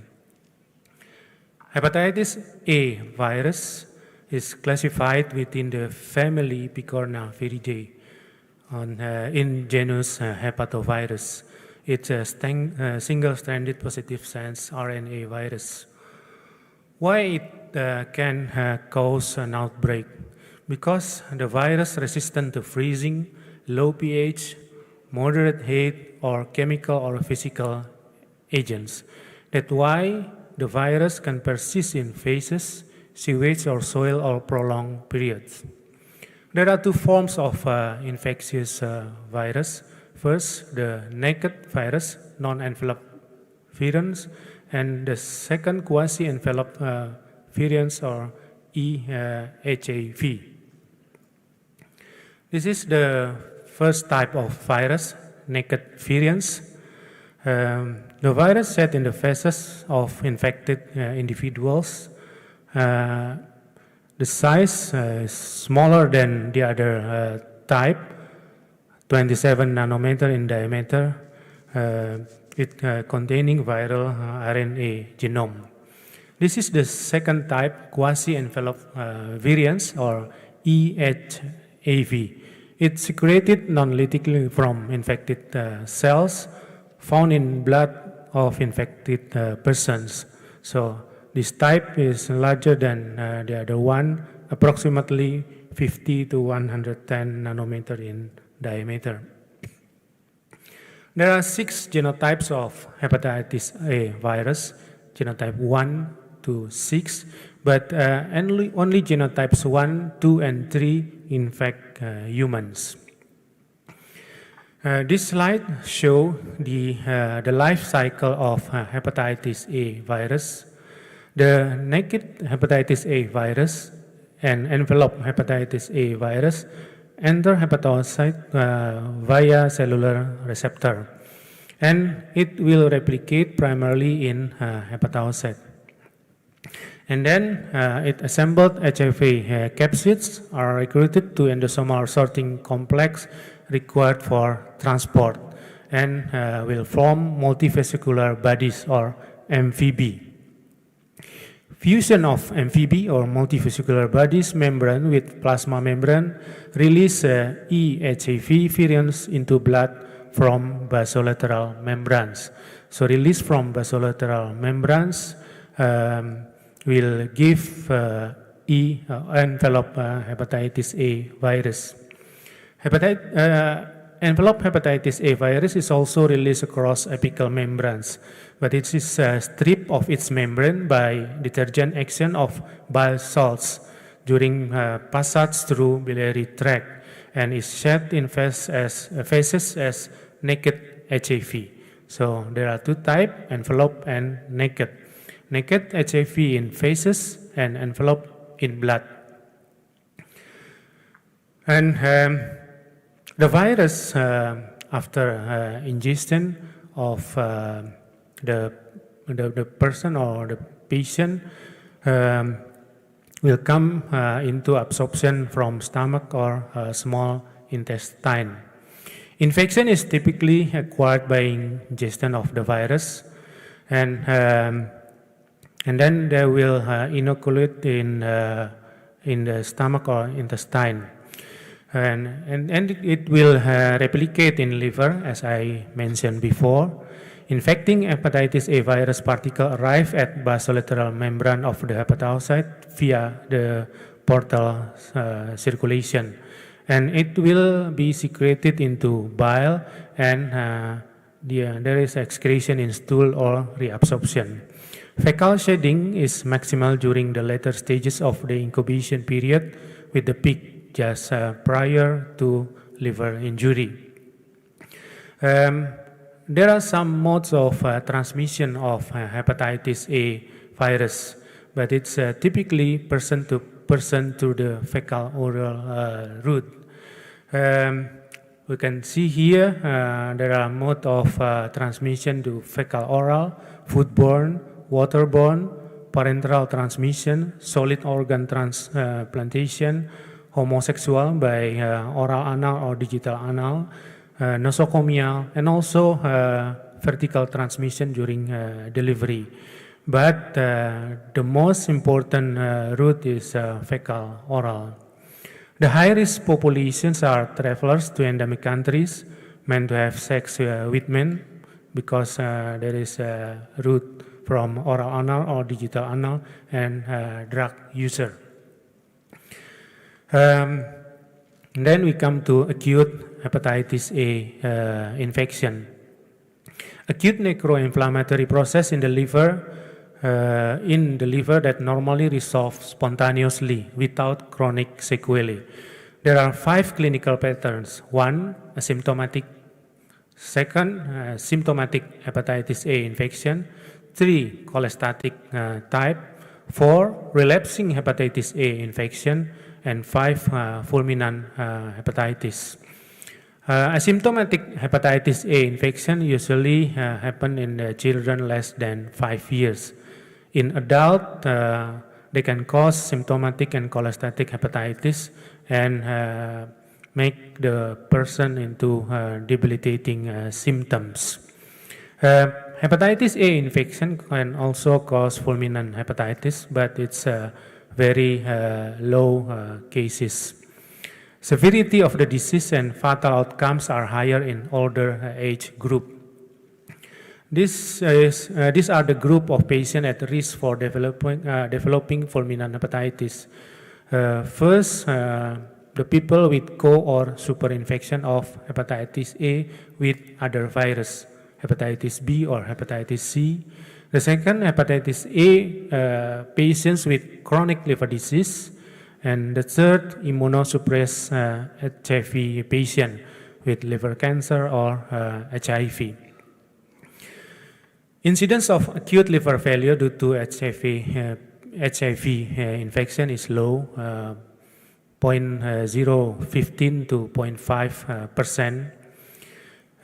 Fulminant hepatitis is rare, but it's associated with high mortality, 90% in adults and 74% in children who do not undergo transplantation. It is estimated that case fatality ratio of hepatitis A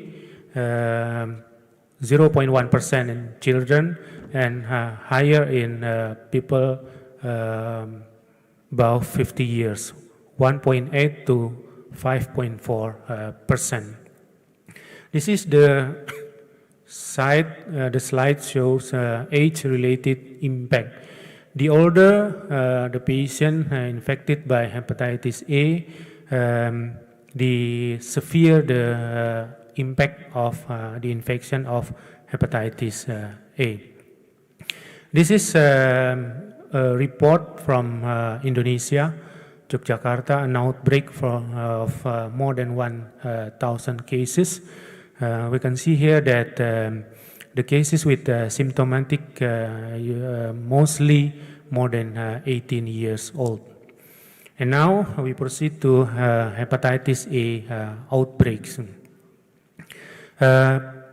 Global prevalence of hepatitis A is measured by anti-HIV immunoglobulin G seropositivity, and it is divided into three groups: low endemicity, intermediate endemicity, and high endemicity. And we can see here that most ASEAN countries is in intermediate to high endemicity. And we know that the better the hygiene, the lower of the endemicity of population of the country. But even in the country with good hygiene, like United States, there was hepatitis A virus outbreaks. This is a report from 2016 from 32 states reported that there are more than 30,000 cases of outbreak with 61% hospitalization and more than 300 deaths. And they found that outbreaks occurred in adult US that in a population with low levels of immunity to hepatitis A virus. What about Southeast Asia? Almost 1.4 million cases of hepatitis A infection are reported worldwide each year, and approximately half occurs in Asian region. Hepatitis A is endemic in most Southeast Asian countries, with two distinct patterns of epidemiology. One, HIV endemicity moderate to high. For example, Indonesia, Philippines, in Taiwan. This is the country that in low socioeconomic and low hygiene standards. And the second is HIV endemicity low, due to improvement in socioeconomic and hygiene, like Malaysia, Singapore, and Thailand.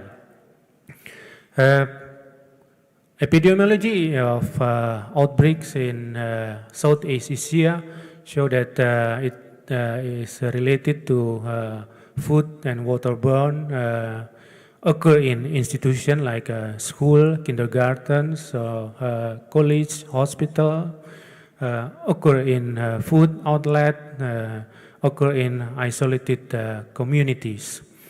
And this is some news of outbreaks in Indonesia in 2019. There are some outbreaks. In the middle of 2019, there is outbreaks in Pacitan, more than 1,000 people with hepatitis A, and also Depok area near Jakarta, our capital city in Indonesia. Based on Ministry of Health reports, there are many outbreaks in many areas in Indonesia, with more than 3,000 cases in 2019. This slide shows the seroprevalence and also the outbreak plan in some countries in Southeast Asia. And the author mentioned that seroprevalence of hepatitis A virus declining in some countries in Southeast Asia, but no specific outbreak action plan in many countries. And the outbreak usually as a result of contaminated food. The author of this paper proposed 6-step program for outbreak management. First, initiation, recognize the outbreak, identify the source, and then the planning, recruit, and and brief local task force and give education to the local task force. And the fourth, implementation, distribute educational material. And the fifth, I think the most important is vaccination, because vaccination can prevent further outbreak. Vaccination of individuals most susceptible to HIV infection is the cornerstone of outbreak controls. Long-term prevention of outbreaks will be achieved through a high vaccination rate and ongoing support of hepatitis A vaccination programs. So we come to hepatitis A vaccination. There are three strategies to protect against hepatitis A virus. First, adequate sanitation. The second, prophylaxis with immunoglobulin. And the third, immunization with hepatitis A vaccine. Prophylaxis with immunoglobulin use declining due to high cost and short-term protection. So vaccine is the choice right now, because it can be prevented with vaccine. There are two types of vaccine: formalin and inactivated hepatitis A vaccine, and live attenuated hepatitis A vaccine. It is recommended to give vaccine for the children up to more than 12 months. Formalin inactivated vaccine can be given intramuscular, given in 2 doses at 6 months interval, can be administered with other vaccines, for example, with hepatitis B vaccine, with rare vaccine-related adverse event. Seroconversion rates slower, but the efficacy 95 to 100%. Live attenuated vaccine is given by subcutaneous injection in a single dose, but it cannot be administered with other vaccine. This is some brands of inactivated HIV vaccines from GSK, MSD, Aventis, and others. This is a live attenuated hepatitis A vaccine, mostly from China. I think not many countries still give live attenuated vaccine. And as the prophylaxis, there are pre-exposure prophylaxis and post-exposure prophylaxis. As pre-exposure prophylaxis, there are 3 strategies: targeted vaccination of population at risk, universal mass vaccination or UMV with 2-dose inactivated vaccine for children more than 1 year, and UMV with single-dose inactivated for or live vaccine for children more than 1 year. Targeted the population at risk has little impact on herd immunity. So it recommended for regions with low or very high endemicity, but not intermediate endemicity. The second is universal mass vaccination. In 1999, Israel was the first to introduce UMV in 18-month-old children. And now it is recommended by ACIP, Advisory Committee on Immunization Practices, CDC, and also WHO. This strategy will induce herd immunity in susceptible and non-vaccinated subjects, and long-term immunity against hepatitis A documented up to 20 years. And the other strategy for pre-exposure is single-dose vaccine. Argentina started in 2005 to give a single dose for children above 12 months. And it showed a short and medium range of protection. this is a systematic reviews of impact of universal mass vaccination. All of the studies showed marked decline in the incidence of hepatitis A post-introduction of universal mass vaccination, with more than 70% decline. And decline in the incidence of hepatitis A post-introduction of universal vaccination in non-vaccinated age group were also observed, suggesting herd immunity. And we can see here that long-term anti-HCV antibody persistence was documented from 5 to 17.3 years, or up to 17 years after a 2-dose primary vaccination. And the second strategy is a post-exposure prophylaxis of hepatitis A virus. We can use hepatitis A immunoglobulin and all activated hepatitis A vaccine. Post-exposure incubation period of hepatitis A is 15 to 28 days. So this is the time for preemptive intervention limited to 2 weeks.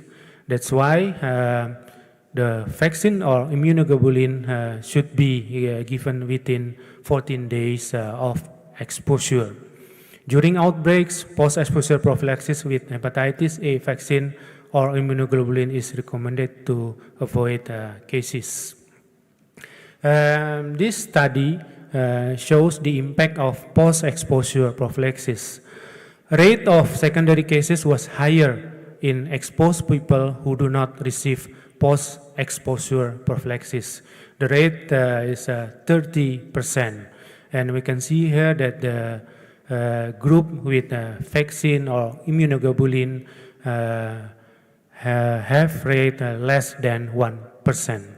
And no significant difference was found in the effectiveness of hepatitis A vaccine compared to immunoglobulin. So we can use hepatitis A vaccine as the post-exposure prophylaxis. This is the recommendation from ACIP for post-exposure prophylaxis and pre-exposure prophylaxis. For children less than 12 months, we should give only immune globulin. And for more than 12 months, we can give hepatitis A vaccine. And for pre-exposure, children 6 to 11 months can be given with vaccine and also immunoglobulin. And there is also a recommendation for vaccination for people with HIV. So there is specific recommendation for HIV patient. This is recommendation for outbreak. During outbreaks, healthcare providers should consider taking the following 4 steps. First, increase availability of hepatitis A vaccine to homeless and drug users. Defer the second dose of hepatitis A vaccine if it is in short supply. Perform pre-vaccination serologic testing to identify those who are immune to preserve vaccine and reduce costs. We can also use hepatitis A and B vaccine like Twinrix if hepatitis A vaccines are available.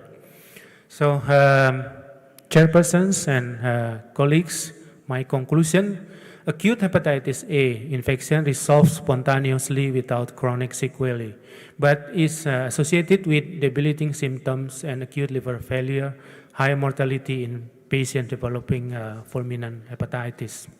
Outbreaks occur in population with low immunity for hepatitis A or in population with low socioeconomic and low hygiene standards. Post-exposure prophylaxis of individuals susceptible of hepatitis A infection with vaccine or immunoglobulin is the cornerstone of outbreak control. Long-term prevention of outbreaks can be achieved through implementation of hepatitis A vaccination programs, along with improvement of hygiene standards. Thank you. Thank you, Dr. Hassan. We'll invite you up at the end of the 3 presentations when we have a panel discussion. I'll just hand over to my co-chair. Dear colleagues, I think you can ask any questions for our speakers in discussion time. And now I invite second speakers, Agayeva Gulnara. Are you here? Yes. Agayeva Gulnara worked at Azerbaijan State Medical University, and now her topic is update on the management of hepatitis delta infection. Please, doctor. Thank you, dear chairman, ladies and gentlemen, and thank you for invitation to be a part of this great event. It's a great honor for me. The topic of my presentation is update of management of hepatitis delta. Approximately 587 million people are infected with chronic HBV infection, with 72 million chronically infected with HDV. HDV genotype have been identified to date with genotype 1 being widely distributed, 2 and 4 predominantly in Asia, 3 localized to the Amazon basin, and 6-8 of African lineage. And prevalence rate vary widely, with high rates noted in Africa, South America, in some countries in Asia, such as Mongolia, Pakistan, and Siberian part of Russia.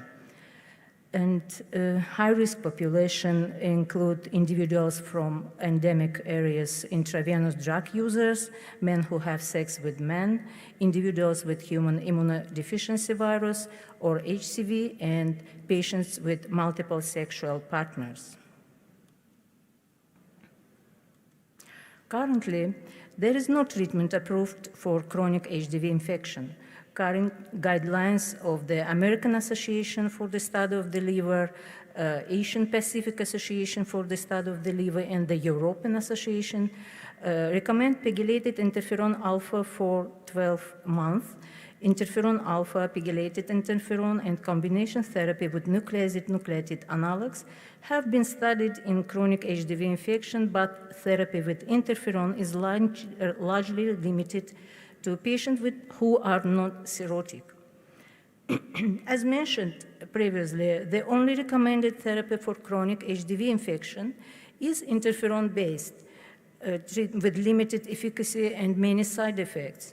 And identified patients who warrant treatment highlight the need for specific HDV scoring systems and fibrosis markers.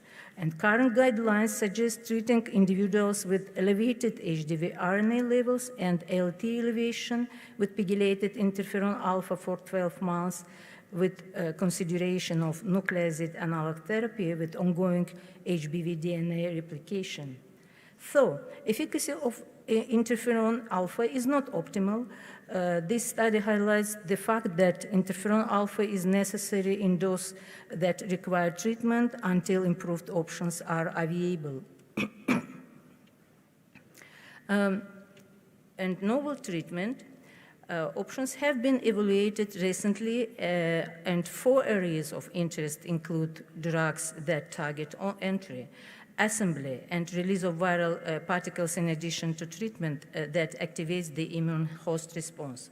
For understanding the pharmacodynamic of the mechanism of this medicine, we should understand the HDV life cycle. HDV is the smallest known human RNA virus and is a defective RNA virus which requires HBs antigen for replication.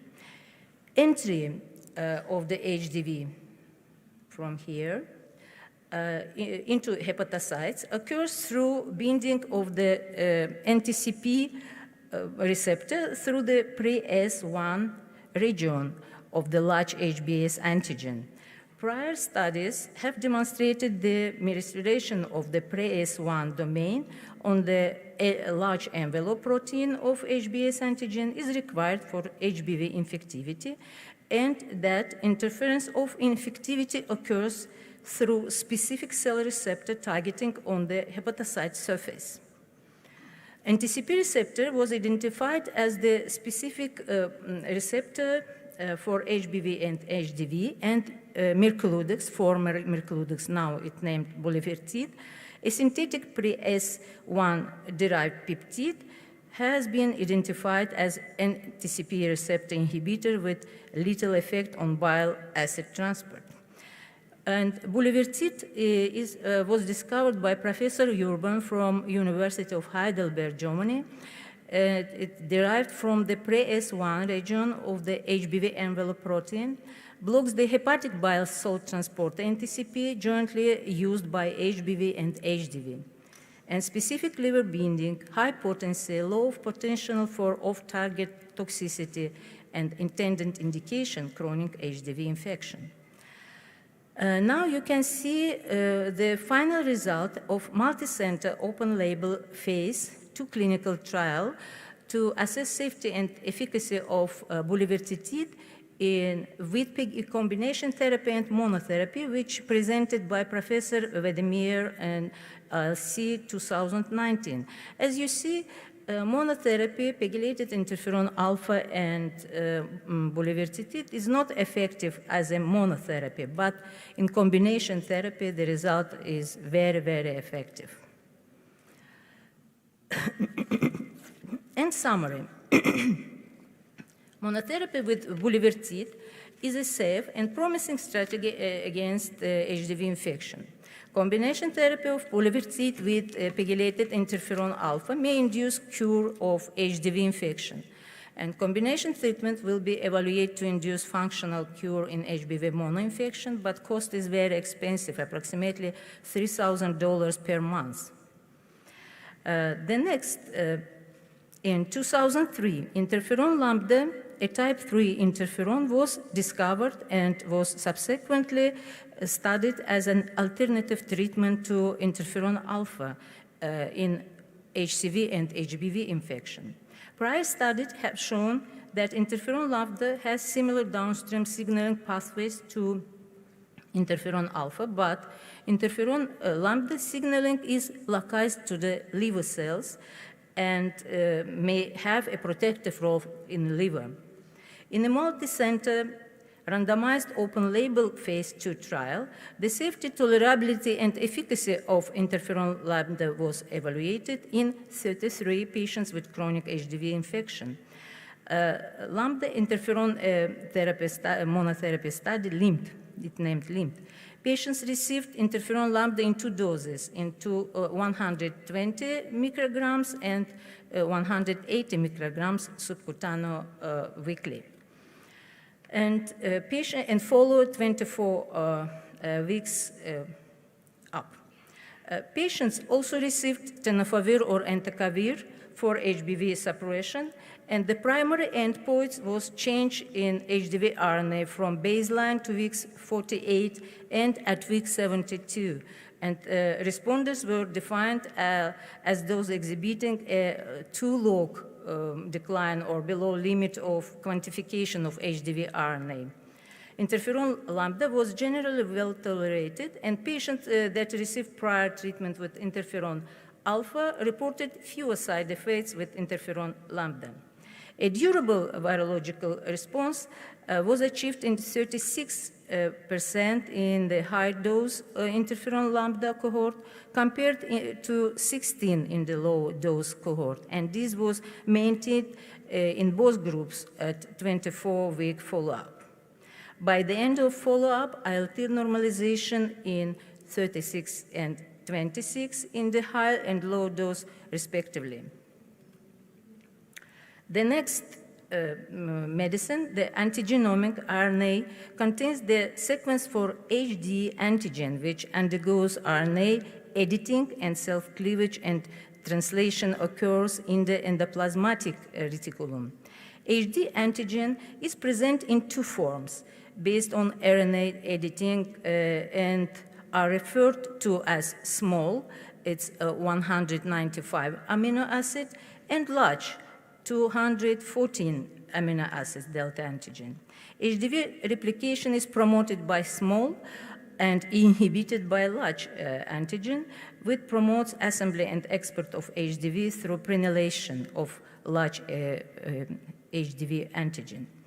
Prenylation of a large promotes the interaction of large antigen with HBase antigen, and farnesyl is the prenemoiety added to the production of HDV virions. Lonafarnib is a farnesyl transferase inhibitor being studied in chronic hepatitis D infection. A proof of concept randomized double-blind placebo-controlled phase 2A trial assessed the safety, tolerability, and effect of HDV RNA levels of oral lonafarnib in chronic HDV infection. 40 patients were randomly assigned to receive lonafarnib with dose 100 or placebo group 1, or lonafarnib 200 milligram or placebo group 2 for 28 days with follow-up 6 months. Adverse effects including nausea, diarrhea, bloating, and weight loss were notable in group 2 with high dose, but treatment discontinuation was not required. Mean log HDV RNA levels were significantly decreased in both groups compared to placebo and correlated with lonafarnib concentrations.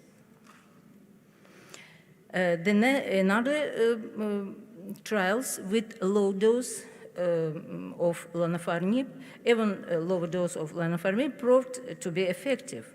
In this open label dose optimization study, 55 patients were given combination of lonafarnib with different combination, as you see, with ritonavir, with pegylated interferon alpha, and triple lonafarnib, ritonavir, and pegylated interferon alpha.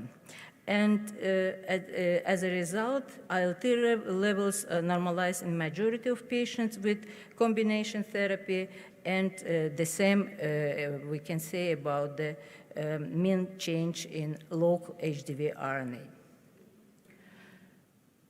Nucleic and polymers NAP are oligonucleotides that exhibit broad-spectrum antiviral activity, which was initially observed in HIV.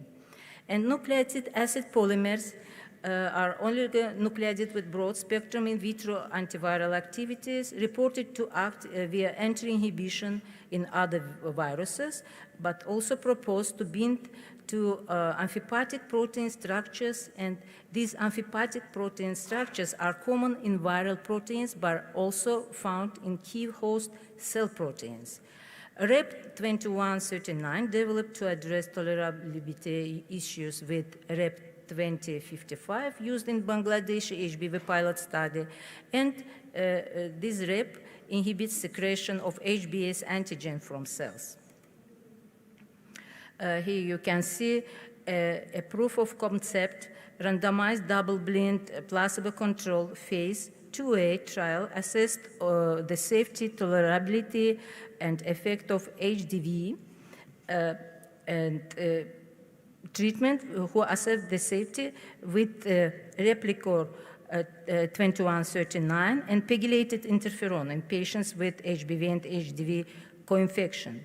In Moldova, 12 treatment-naive non-cirrhotic HBe antigen negative patients with HBs antigen level more than 1,000 international unit per milliliter received 500 and 2,500 milligram intravenous weekly. At first 15 weeks, only 500 milligram rep, then combination therapy with 250 milligram intravenous weekly with pegylated interferon 180 micrograms weekly subcutaneous, and after these 30 weeks, only monotherapy with pegylated interferon 180 micrograms to 48 weeks and 24 weeks follow-up.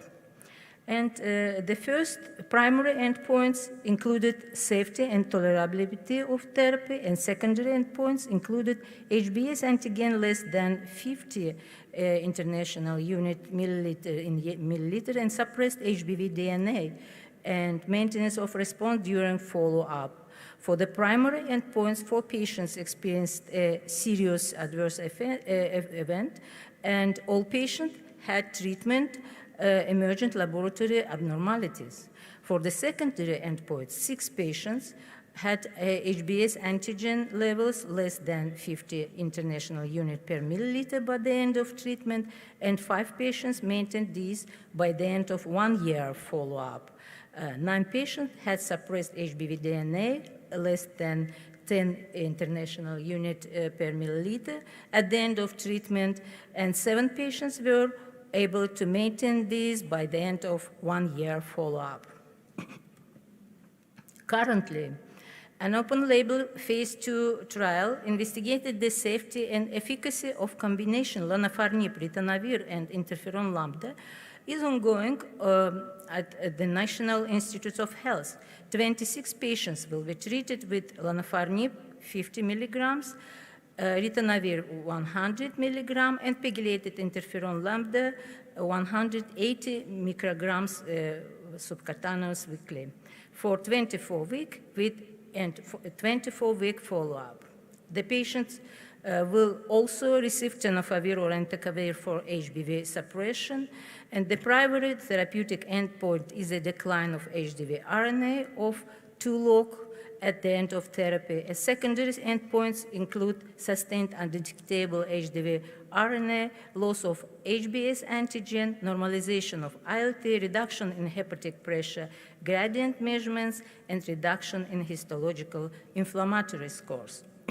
And what about the near future? The plan are combination therapy with pegylated interferon alpha with bulvertitide and maybe or not nucleotides.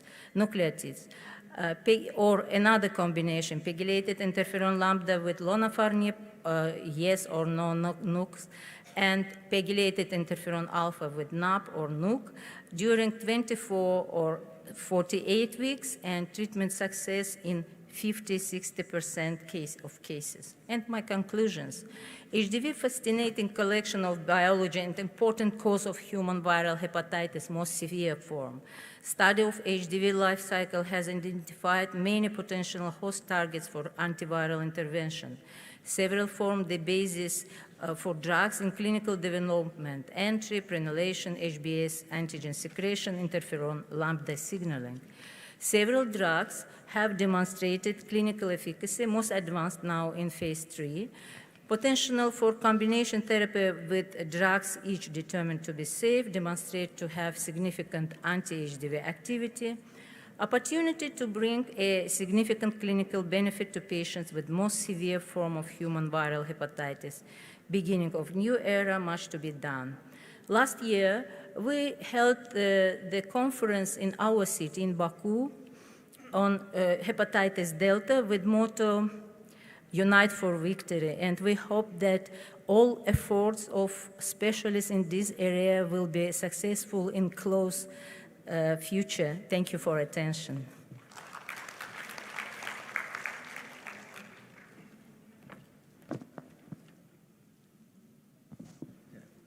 Thank you, Dr. Ganara. Now we come to the third and final lecture from the symposium, and that will be on acute hepatitis C infection, management in the era of DAAs. It will be delivered to us by Professor Liu Qianhu from the National Taiwan University Hospital, Taipei. Dr. Liu. Okay. Thank you, Professor Gan's introduction, and thank you for the organized committee inviting me to give a talk. Here's my disclosure.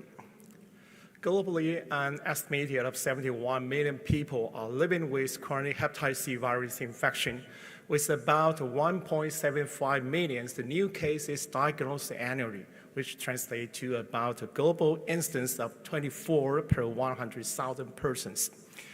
Although the instance seems to be markedly decreased in the 21st century as compared to that in the second half of 20th centuries, substantial geographic variation exists, with the instance to be as high as about 62 per 100,000 persons in Europe and Eastern Mediterranean areas. Compared to ordinary patients with low risk of SCV transmission, three groups of high-risk group of patients were identified. Unsafe healthcare practice continues to contribute to as much as 40% of global SCV infection in year 2000, particularly in Eastern Mediterranean and South Asia regions. In year 2010, about 5% of all healthcare injections were given unsafe with reused and unsterilized equipment, which account about 350,000 new cases in these areas. And following the universal precautions, the instance in hemodialysis center had marked declines, particularly in high-income countries. However, in resource-limited countries, the infrastructure transmission of CV virus remains high.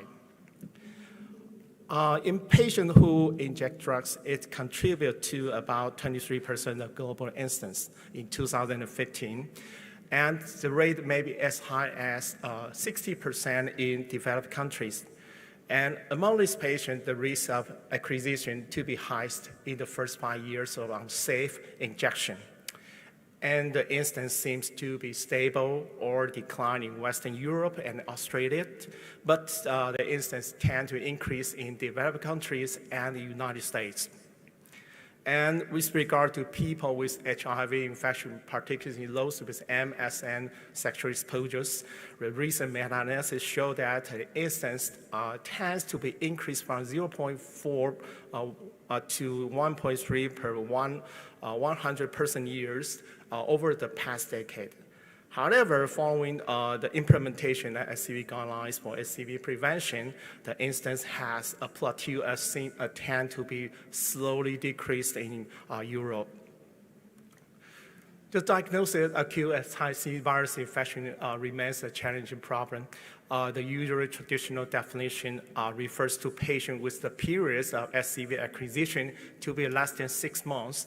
However, the definition of acquisition, time point of acquisition, vary from study to study, from at least 4 months to as long as 12 months.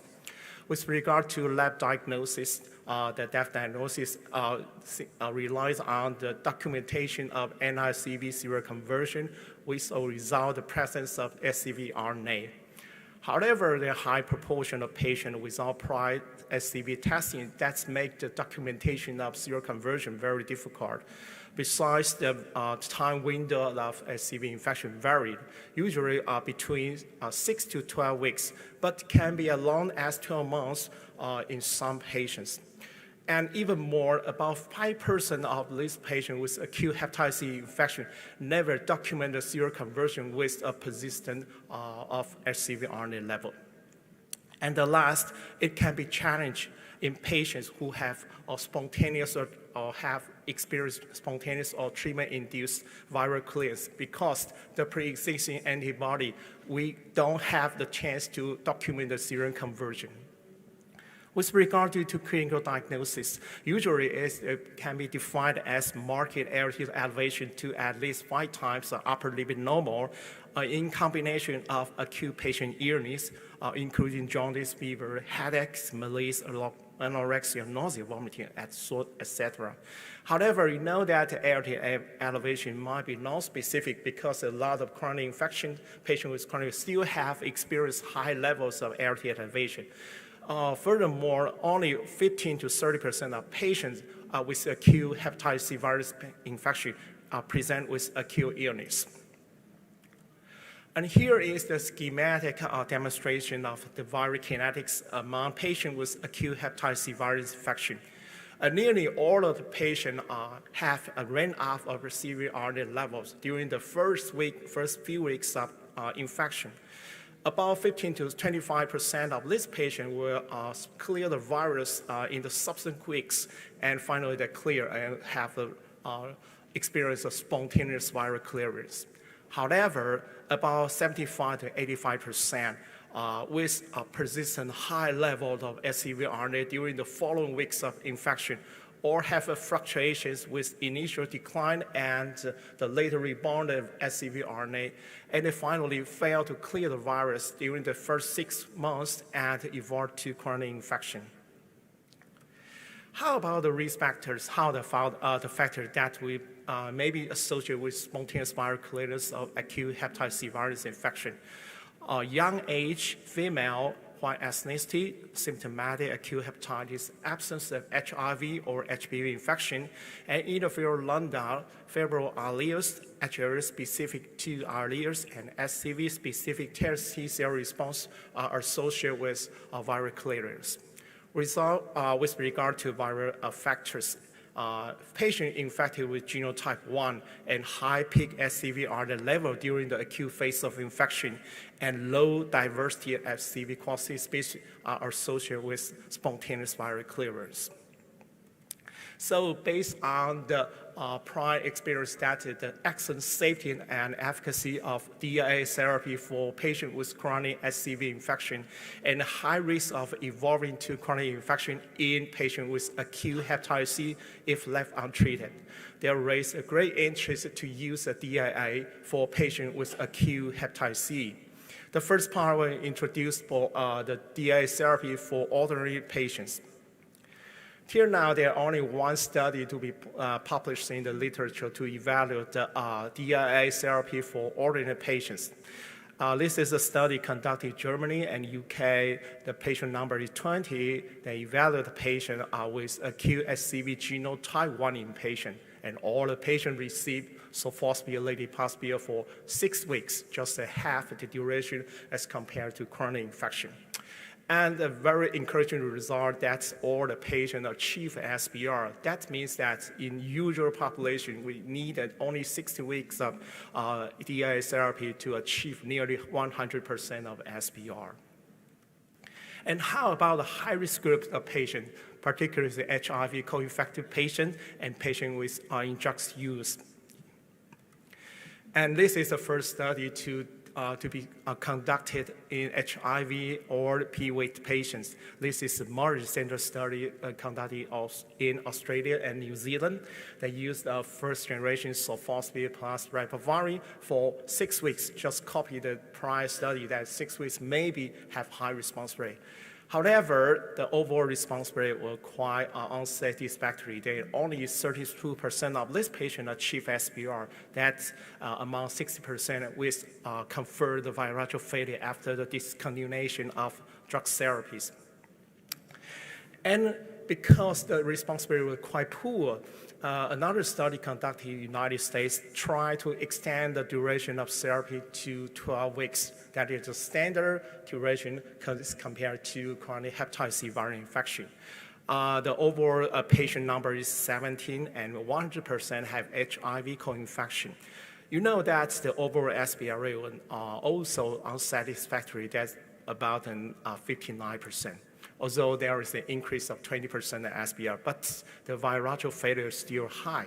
So now the sulfosylate ribavirin are not recommended as the treatment of choice for treating acute hepatitis C virus infection. And how about the same regimen, sulfosylate paclitaxel for 60 weeks for HIV co-infected patient?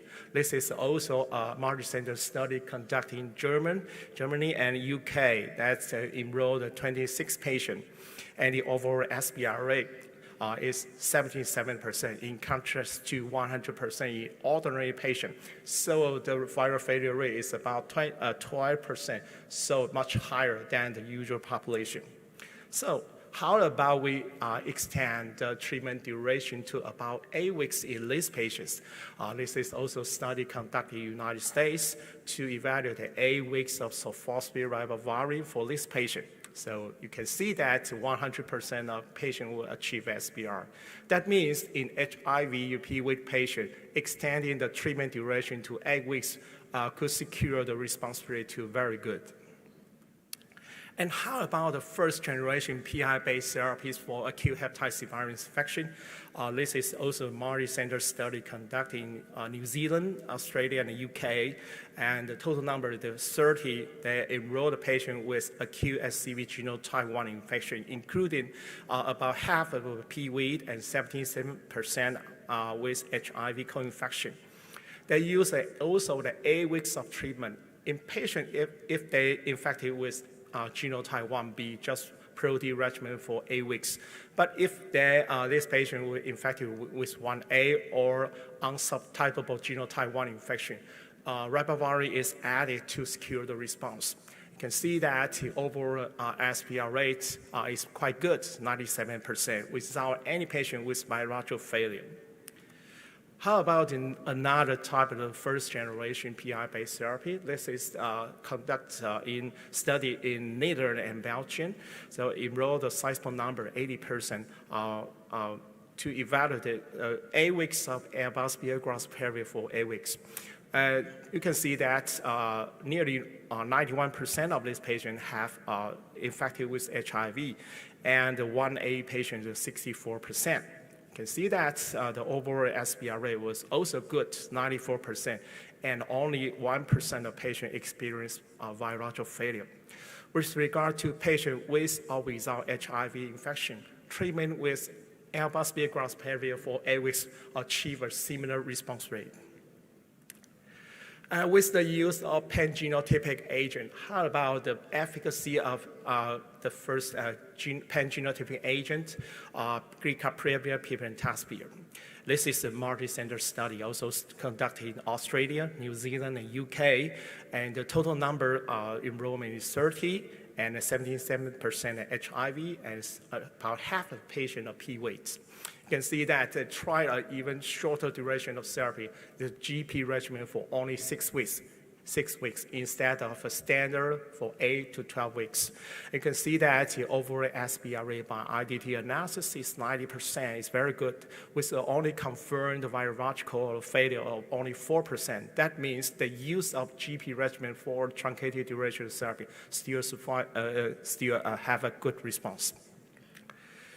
And how about the other pan-genotypic sulfosphosphamide-based therapies to treat acute hepatitis C viral infection? The REACT study is an international multi-center study. This is the largest randomized control study here now to be conducted in the world. And they used the 1-to-1 non-inferiority try to evaluate the sulfosphamide vepatasvir for 6 weeks or standard 12 weeks, and to assess the efficacy of this patient. And the midterm report after enrolling the 123 patients showed that in the truncated duration group, the SBR rate was only 79% as compared to standard 12 weeks of 95%. And the virological failure is quite high, it's 9%. So the study prematurely discontinued because the statistical did not meet the non-inferiority goals for this study. So that means even if the sulfosphamide vepatasvir is the pan-genotypic agent, 6 weeks of therapy for this patient was not sufficient.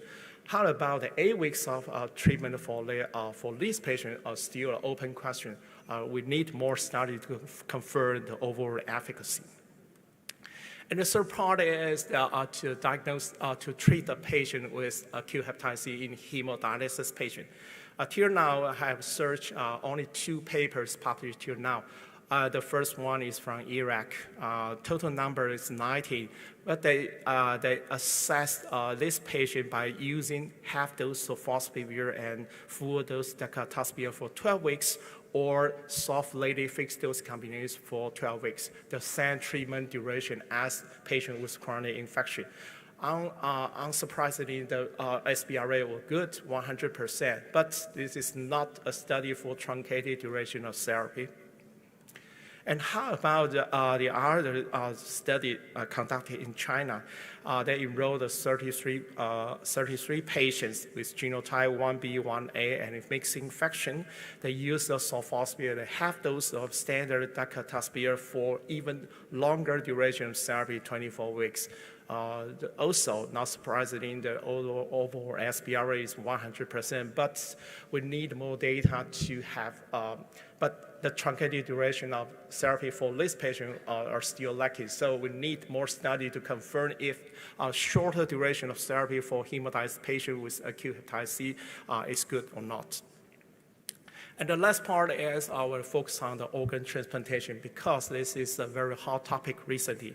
So the first I want to introduce liver transplant. This is a study trying to evaluate patient with SCV positive recipient receive an SCV negative donor liver transplant.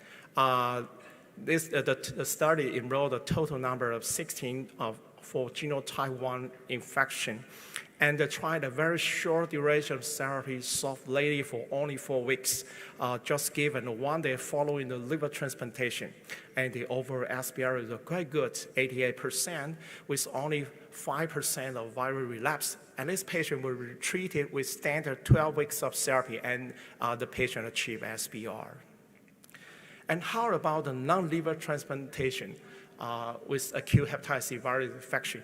This is the first pivotal study, proof of concept study to evaluate L-Bacillus grasshopperi for kidney transplantation. This means that the SCV positive donor to SCV negative recipient.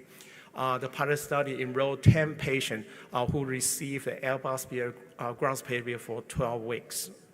And you can see that the overall SBR was quite good, 100%.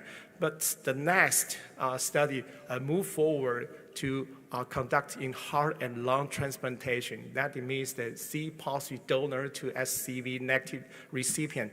The number is size is large, the 44 patient with 8 heart transplantation and 36 lung transplantation. They also used a very short duration of therapy, software for only 4 weeks, with the first dose given a few hours after transplantation.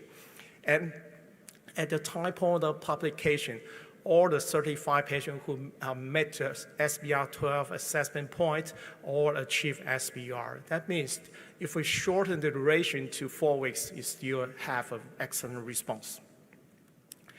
And how about the other types of pan-genotypic agent, GP regimen? This is also a study conducted for heart transplantation. The total number is 20, and all the patients receive the first dose before operation and following by standard 8 weeks of GP regimen, and the overall SBR rate 100%.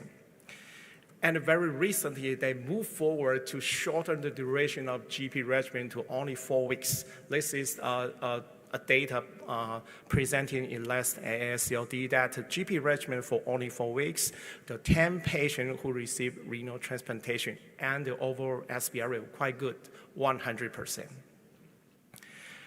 And can we even shorten the duration to very, very short? This is also a study conducted in Canada.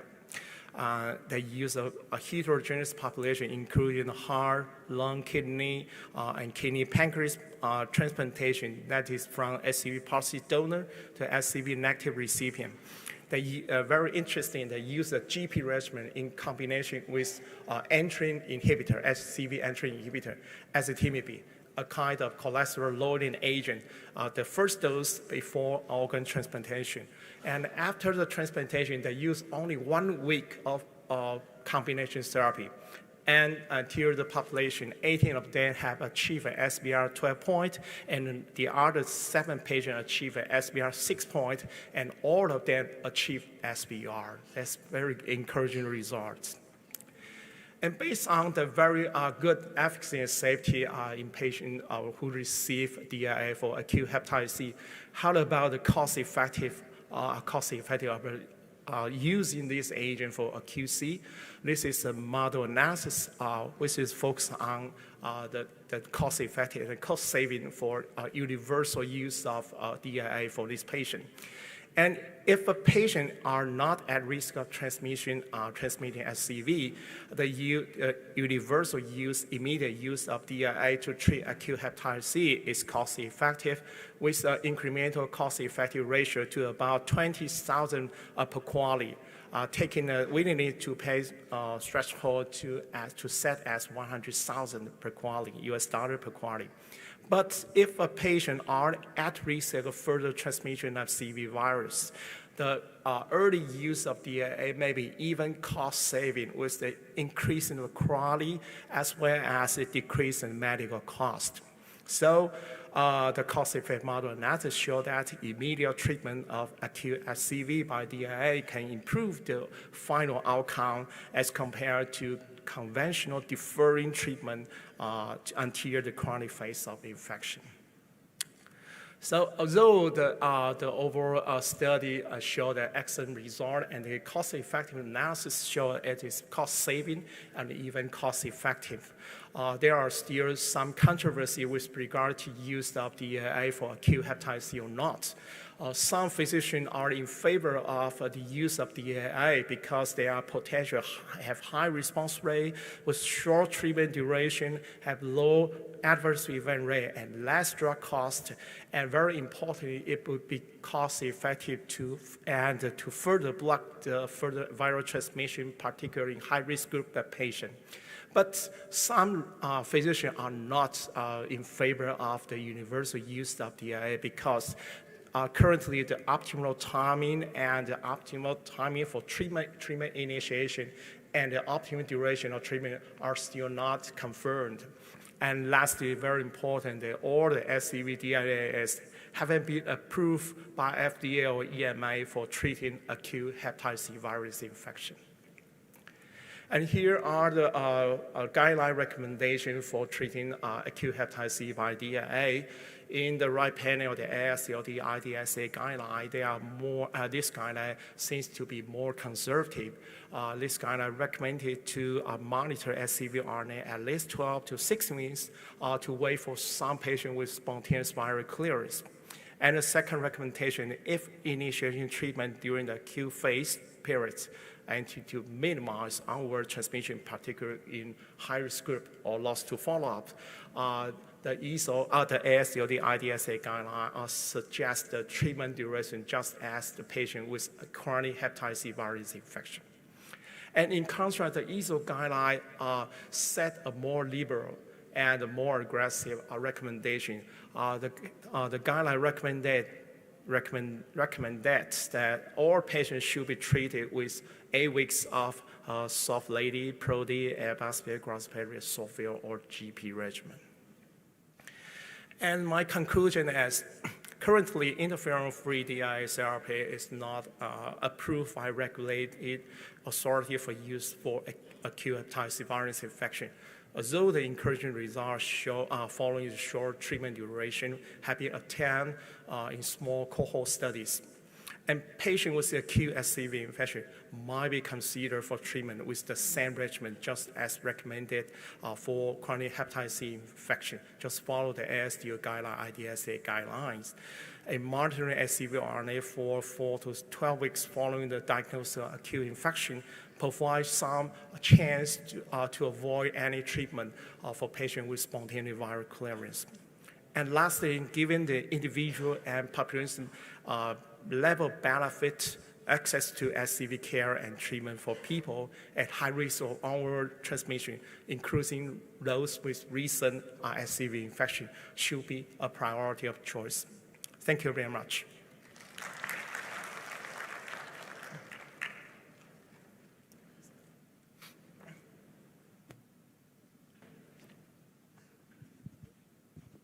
Can we invite the three speakers up to the panel to answer questions on any of the three topics of hepatitis A, Delta, and acute hepatitis C?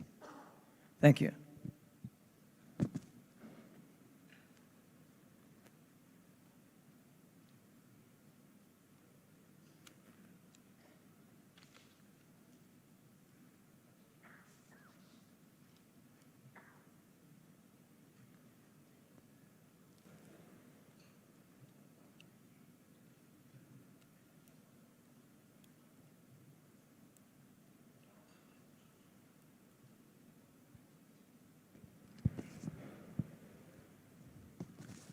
Do you have any questions for our speakers? I have one for each. Dr. Malov, no, Dr. Hassan, sorry, Doctor. You mentioned that you showed some data that a single vaccine dose was protective. Who would you recommend a single dose for? Because I hadn't heard that as in the recommendations. Yeah, thank you, Professor Gain. There are two strategies to prevent hepatitis A, post-exposure and pre-exposure. For post-exposure, in the case of outbreak, ACIP recommend to use a single dose because for the second dose, it should be given after 6 months. So in the area with outbreak, we can give one injection for vaccination of hepatitis A. And based on this paper, the result is good because compared to the area without vaccination, the case is much lower after giving one dose or single dose of vaccination. So it's only for post-exposure. For pre-exposure, for children or young adult, it should be given in 2 doses.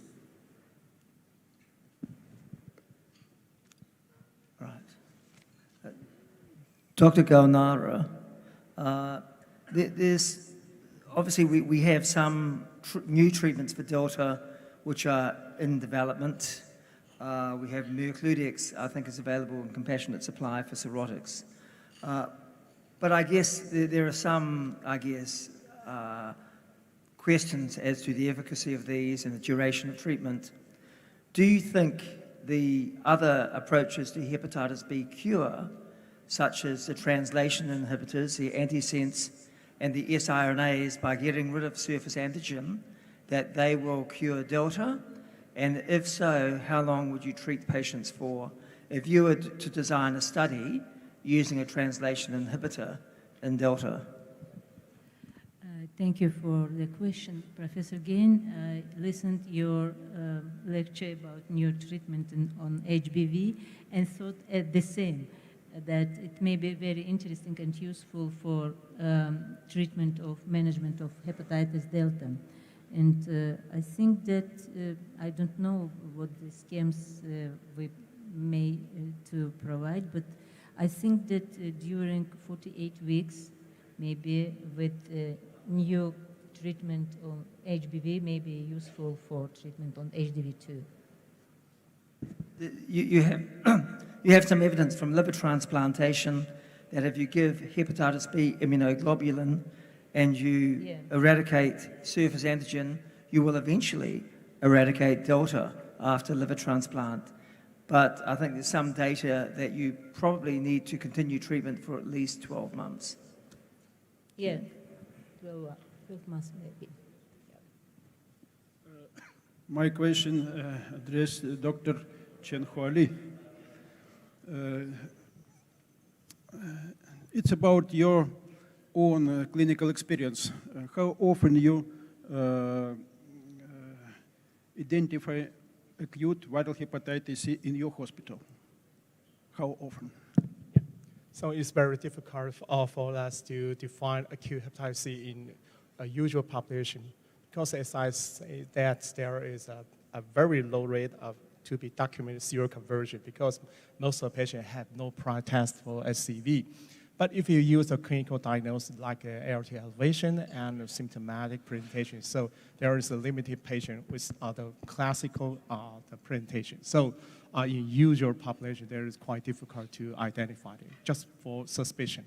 But for high-risk group of patients, we have prospective cohort like hemodialysis patients, HIV co-infection, and PWIT. We have a periodic survey, the NICV and RNA level, so we can diagnose the patient at the right time and initiate the DI treatment at a very early phase of infection. Thank you.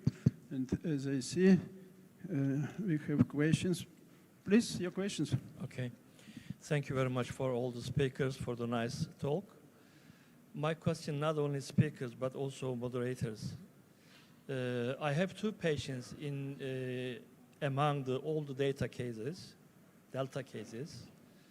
Those cases already HBs antigen positive, anti-Delta positive, HDV RNA negative, but simultaneously, although we measured the HDV RNA, all the negatives, but ALT higher, sometimes shows fluctuations. So although I exclude all the reasons, such as autoimmune factors or other hepatitis, but we cannot find any reason. So do you have experience about these cases?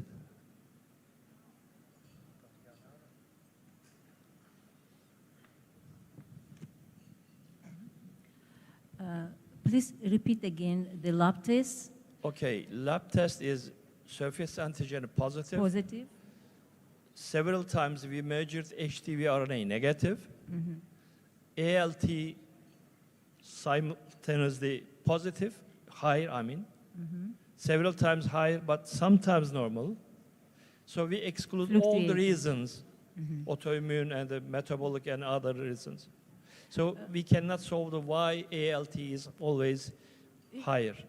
So this will continue to cirrhosis. So I'm afraid that if there is any solution. Yes, understand. Yeah, the cause of this situation may be some comorbid disease such as NASH.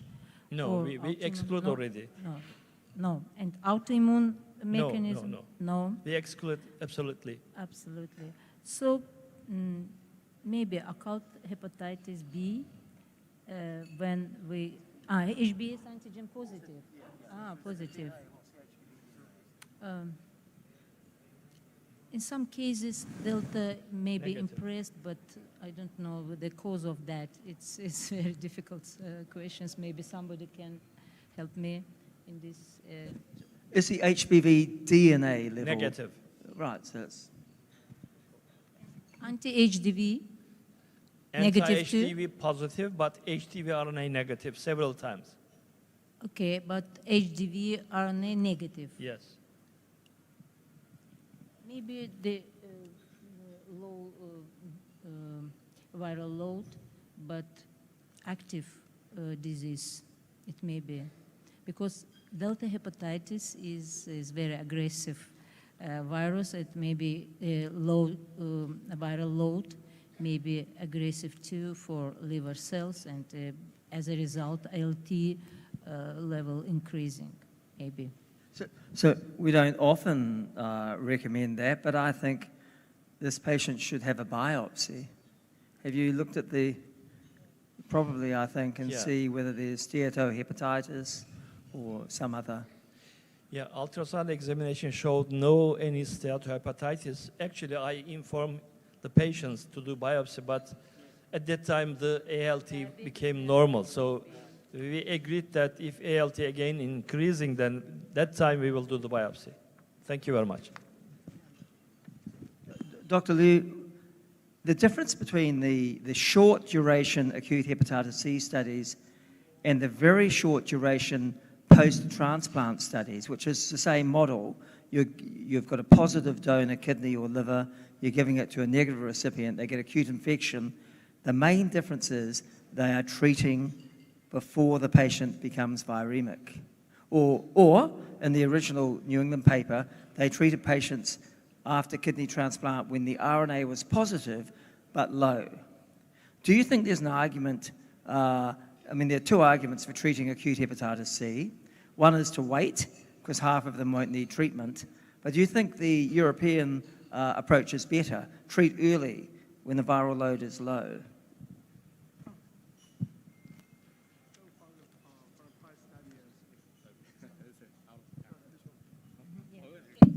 Okay, fine. So the price study is if a donor have SCV positive and viremic status, so nearly all of the patients who receive transplant will get, So I think that this is a prophylactic or preemptive therapy. The prophylactic, that means that the use of DAA before the transplantation, and preemptive is the once you have viremic, you give a treatment. So I prefer to use the prophylactic therapy because from the study, we can see that all the use of the DAA are quite safe for these patients. And very interestingly, if you use a prophylactic therapy, you can even shorten the treatment duration. At the very earliest, to block the virus entry to the various kind of organ, because the probably the serum concentration would be enough to clear the virus in the serum, and then we can use a very short duration to achieve more, nearly all patients with the SBR.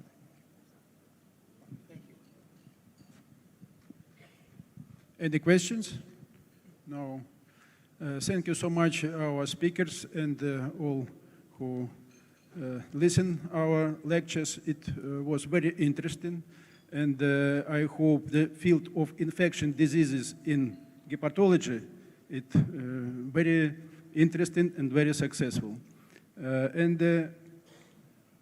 Name our Congress Golden Age of Hepatology concern, first of all, our infection successful for treatment hepatitis A, B, C, maybe Delta, and hope Delta. Thank you. Our discussion is over.